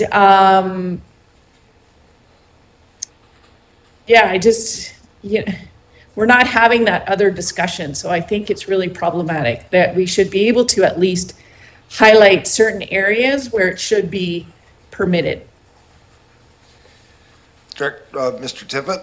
Thank you, Mr. Chair. Yeah, I think Director Acton's on to a good point. I think the solution to that point is not a technical one, though. It's not something that lies in zoning. It's something that is a policy question. So I think that in the local area planning, for example, that's coming up, for the modernized OCP for Shawnigan Lake, this point could be raised, like maybe Shawnigan's in a sort of a quasi-recreational resort type community, and maybe there should be some allowance for that. If the policy allows it, then the zoning can allow it, but right now it's black and white. Residential is residential and commercial is commercial, and so I think that's where the the focus should be in terms of moving forward with maybe a different way of handling this in communities that desire this type of use. It needs to be a policy discussion first. Zoning is only able to implement what the policy allows. And just referencing, this is a bylaw enforcement strategy as opposed to a planning strategy at this point. So I will go to Director Deck next. I was talking to, thank you, Chair. I was talking to a resident in Yubo who in the past has had short-term rentals, and he said that he still keeps track of how many there are in Yubo, and then that the number has gone down significantly. So my question to him, and I guess, I don't know how many of those have gone underground, kind of, since the regulations were put out by the province, and if that would make it more difficult for you to enforce the law, and or if the regulations have already made a dent in, the BC regulations have already made a dent in the number of short-term rentals. Mr. Harris. Yeah, so in no particular order, I'll answer your questions. The new tools that the provincial government is affording us, we haven't put to use yet. We will. We will consider higher fines specifically for short-term rentals. And we are, the board is moving forward with business licensing, or at least the alternative approval process, which will facilitate managing the advertising of that. Inevitably, it is being driven underground, I'm sure. And typically, what bylaw enforcement will hear about are more of the nuisance properties. So the off-street parking, the noise, are the ones that are usually brought to our attention, and probably would be, a higher priority than ones that are just flying below the radar. So, Thank you very much. Director Abbott. Thank you, Chair. Mr. Harris, how does you touched on it, the business licensing, how's that dovetailing with this? What's the timeline for having that in place? That I can't really answer through the chair, because I know it's going through a process. It's a two-part, so it's going through an alternative approval process that I'm sure Ledge Services could comment on a timeline for that. And if it gets voter approval, then, swiftly would follow the bylaw itself and the implementing of the licensing, I would think. But I can't really comment on an overall timeline, because I'm not familiar with the approval process. So. Director Wilson, then Segal. Yeah, thank you, Chair. Thank you, Rob. Financial considerations, temporary full-time bylaw enforcement officer position provided approved. The position has been filled internally. What does that actually mean? Does that mean that one of your bylaw officers have taken over, or somebody from another department where that other department doesn't have to pay them and you do? So, No. So through the chair to Director Wilson, yeah, that has been filled internally through the bylaw officer department. It's part of a process. It's a union job with specific qualifications to meet, and it was met internally within our department. So now we're in the process of backfilling that person that will be taking that temporary position. Okay, thank you. Director Segal. I will move the recommendation. Is there a seconder? Moved and seconded. Any further discussion? Seeing none, all those in favor? Any opposed? I'm looking for an opposed on the screen, but I don't see her. So, motion carries. Next item, R11. Oh, let's have a quick look at these. It's been like 4 days. R11. Mr. Brisky, what do you got for us? Thank you, Mr. Chair. I am available for any questions regarding building inspection activity in Q2. I have a sneaking suspicion there won't be a whole bunch. Any questions for staff on this information report? Thank you so much. R12. Mr. Harris, welcome back. Thank you, Mr. Chair. So This report is for information as well. I just wanted to point out a couple highlights within the report, particularly both in April. Bylaw enforcement staff met with Malahat Nations regarding enforcement reporting and associated file tracking processes and how we manage that and how they are looking to manage their systems as they develop their land codes and launch their land guardian system. So it was a really educational, learning experience for both the CBRD staff and Malahat First Nations. And also in April,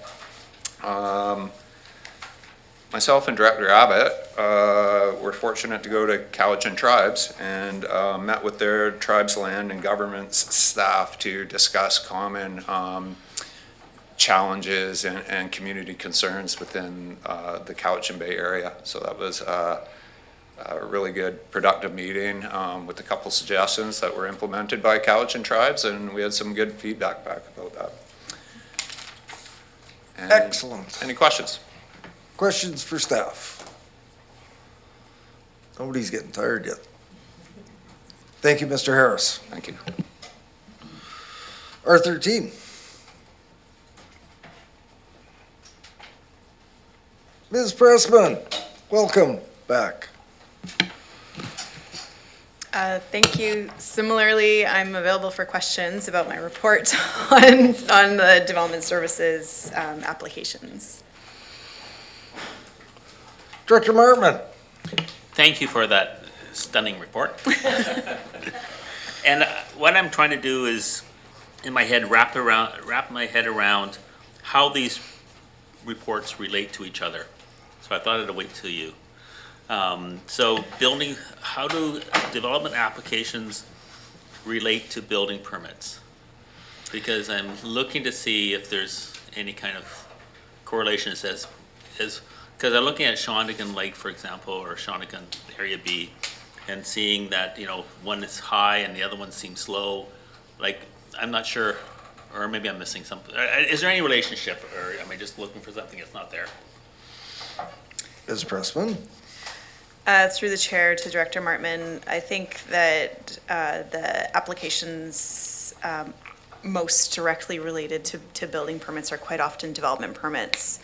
And sometimes it only becomes apparent through a building permit application that a development permit is needed, but it really fluctuates a lot, the numbers of permits we're getting each year. And then, like as you'll see in Area B, for instance, there's a high number of subdivision applications. Subdivision also requires development permits quite often, but may lead to new construction.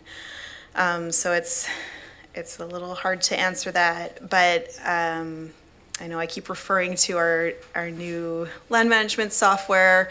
We'll also be able to better track the types of development permits and which development permit area we're getting applications for through that, because that will be one of the items we'll be able to report on.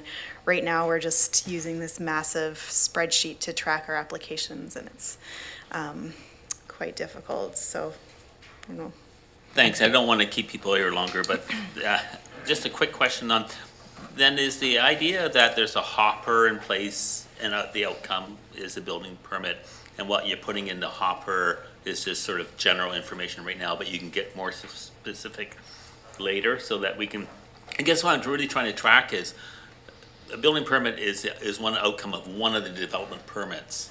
Mm-hmm. And I'd like to see what we have in the hopper to give me an idea of, are we actually getting to increase our housing supply? So do you think that's possible then down the road? It will be. It will be down the road better able to communicate that and to be able to see that at any point in our tracking. I can see it'd be hope that we get that from the new software, because up until now, you can look at the graphs and the charts and make assumptions, but there's so many variables like interest rates and the likes that can completely skew building permit number. Somebody may have got their development permit, but the building costs are so high and there's so many variables, but to have that is something that I hope will be a product of the new software program, so. Any other questions around the development report? Seeing none, thank you, Ms. Pressman, thank you for your patience. That leads us to the fun part of the meeting. Question period. Do we have anybody that's stayed as long as we have that would like to pose a question to the chair? And it's not stump the chair time. Ms. Kaufman, what can I do for you? Mr. Chair and fellow directors, it has been a long day and there's two of us here. My name is Susan Kaufman and I am from Satlam. While not a question, I do want to appreciate or acknowledge my appreciation of the removal of 6A from the public input period. I do have a question related to the question period policy.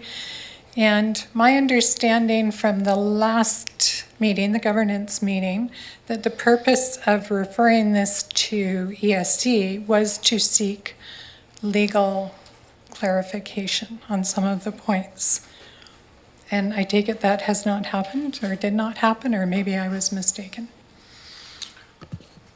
I think you're hovering around the right territory. I don't know that we said absolutely that when it was referred to us that we would be seeking legal, but there would be discussion around the points as to whether or not input or questions were appropriate given the discussion you heard today. Mm-hmm. Now we're going to get it. Thank you for that. I would just like to point out that this has been ongoing since at least December of 2023. I think I would believe it's exhausting for you as it is for us. The other question that I have for you is in all of the documentation, whether it's public input or question period, this committee, this board, puts a high degree of importance on being respectful and being courteous. And some of the comments that we heard within the discussion today were not courteous and they were not respectful of the public, who tries our best to come up and express our opinions or ask our questions in a very respectful manner. And I would hope that, could the board please review or consider sometimes the language that you use when speaking about the public? Thank you. We certainly can. I was wanting to, in addition to what you heard today, what you may not be aware of is the interaction that directors also have with other jurisdictions, and I'm, I'm hoping that if a comment from me sounded disrespectful or anybody else here, it certainly wouldn't have been intended to be. I think all of us value the input of yourself and others that come here, and yeah, it's been a long day, not as an excuse, but yeah, there are many factors that are going into our discussion and debate around this, and we will endeavor to, if we haven't been respectful, to always strive to be better. Thank you. Thank you for that. And we are the users of this system. And maybe could you consider talking to us offline to help facilitate your discussions and directions and what's really important?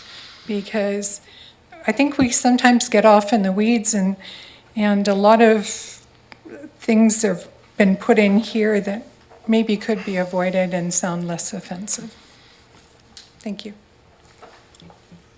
Thank you, and we will endeavor to, engage our community members and yourselves and members of the public, and the thing that sprung to mind as you were asking the question was the need for all of us to, as part of good governance, is to all be hearing similar or same information so that we're all, again, making our decisions based on common information that is brought forward. And so, yes, it's important that we hear public information, but we all hear it and packaged similarly so that we're all processing it and using that information and keeping an open mind and making decisions. So, yes, thank you.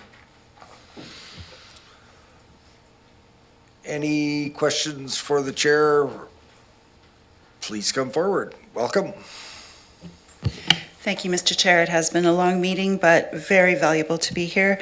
My first question is regards to the electoral area housing needs interim report. We noted today that the responses from the public were around 500, which I did some quick math is less than 1% of our residential population. And I'm just wondering if that's okay and how we can co-create a better response in future.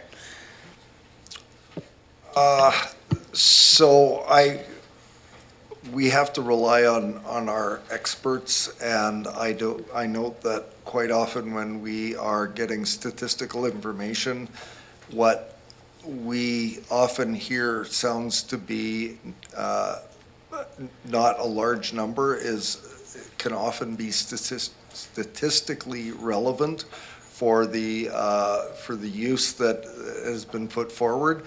I believe I heard one of the consultants say that they were pleased with the response numbers, and I'm not going to argue percentages because it's really late, but I think it is more than 1% if they are all electoral area respondents based on our population. But regardless, if we can get an assurance from the professionals that are providing this information to us that they are comfortable that it is a statistically relevant sample size, then we generally have to go with the recommendations that they make. Yes, to have a greater sample size is always better and makes for a greater statistical relevancy, and I've got to stop using that word, but yes. Thank you for helping me understand and for the purpose of anyone listening. And my next question is with the referral of the UB1. I believe in question period there was a number 7 that related to questions had to only be on the agenda items only. And I'm just wondering if that will be reverted or reviewed so that it can include questions of general CVRD policy as well. We noted last week, for example, someone came from one of the islands to ask a question.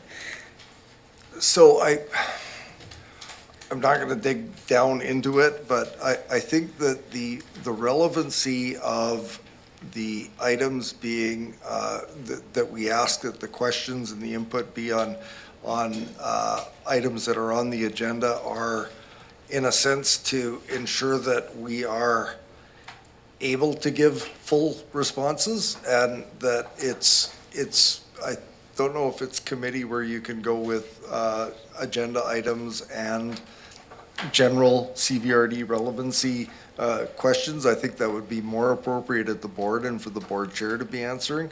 But I will certainly review the policy in regards to how you posed the question, and we can either discuss online or at the next meeting. Much appreciated. Thank you, Mr. Chair, and everyone.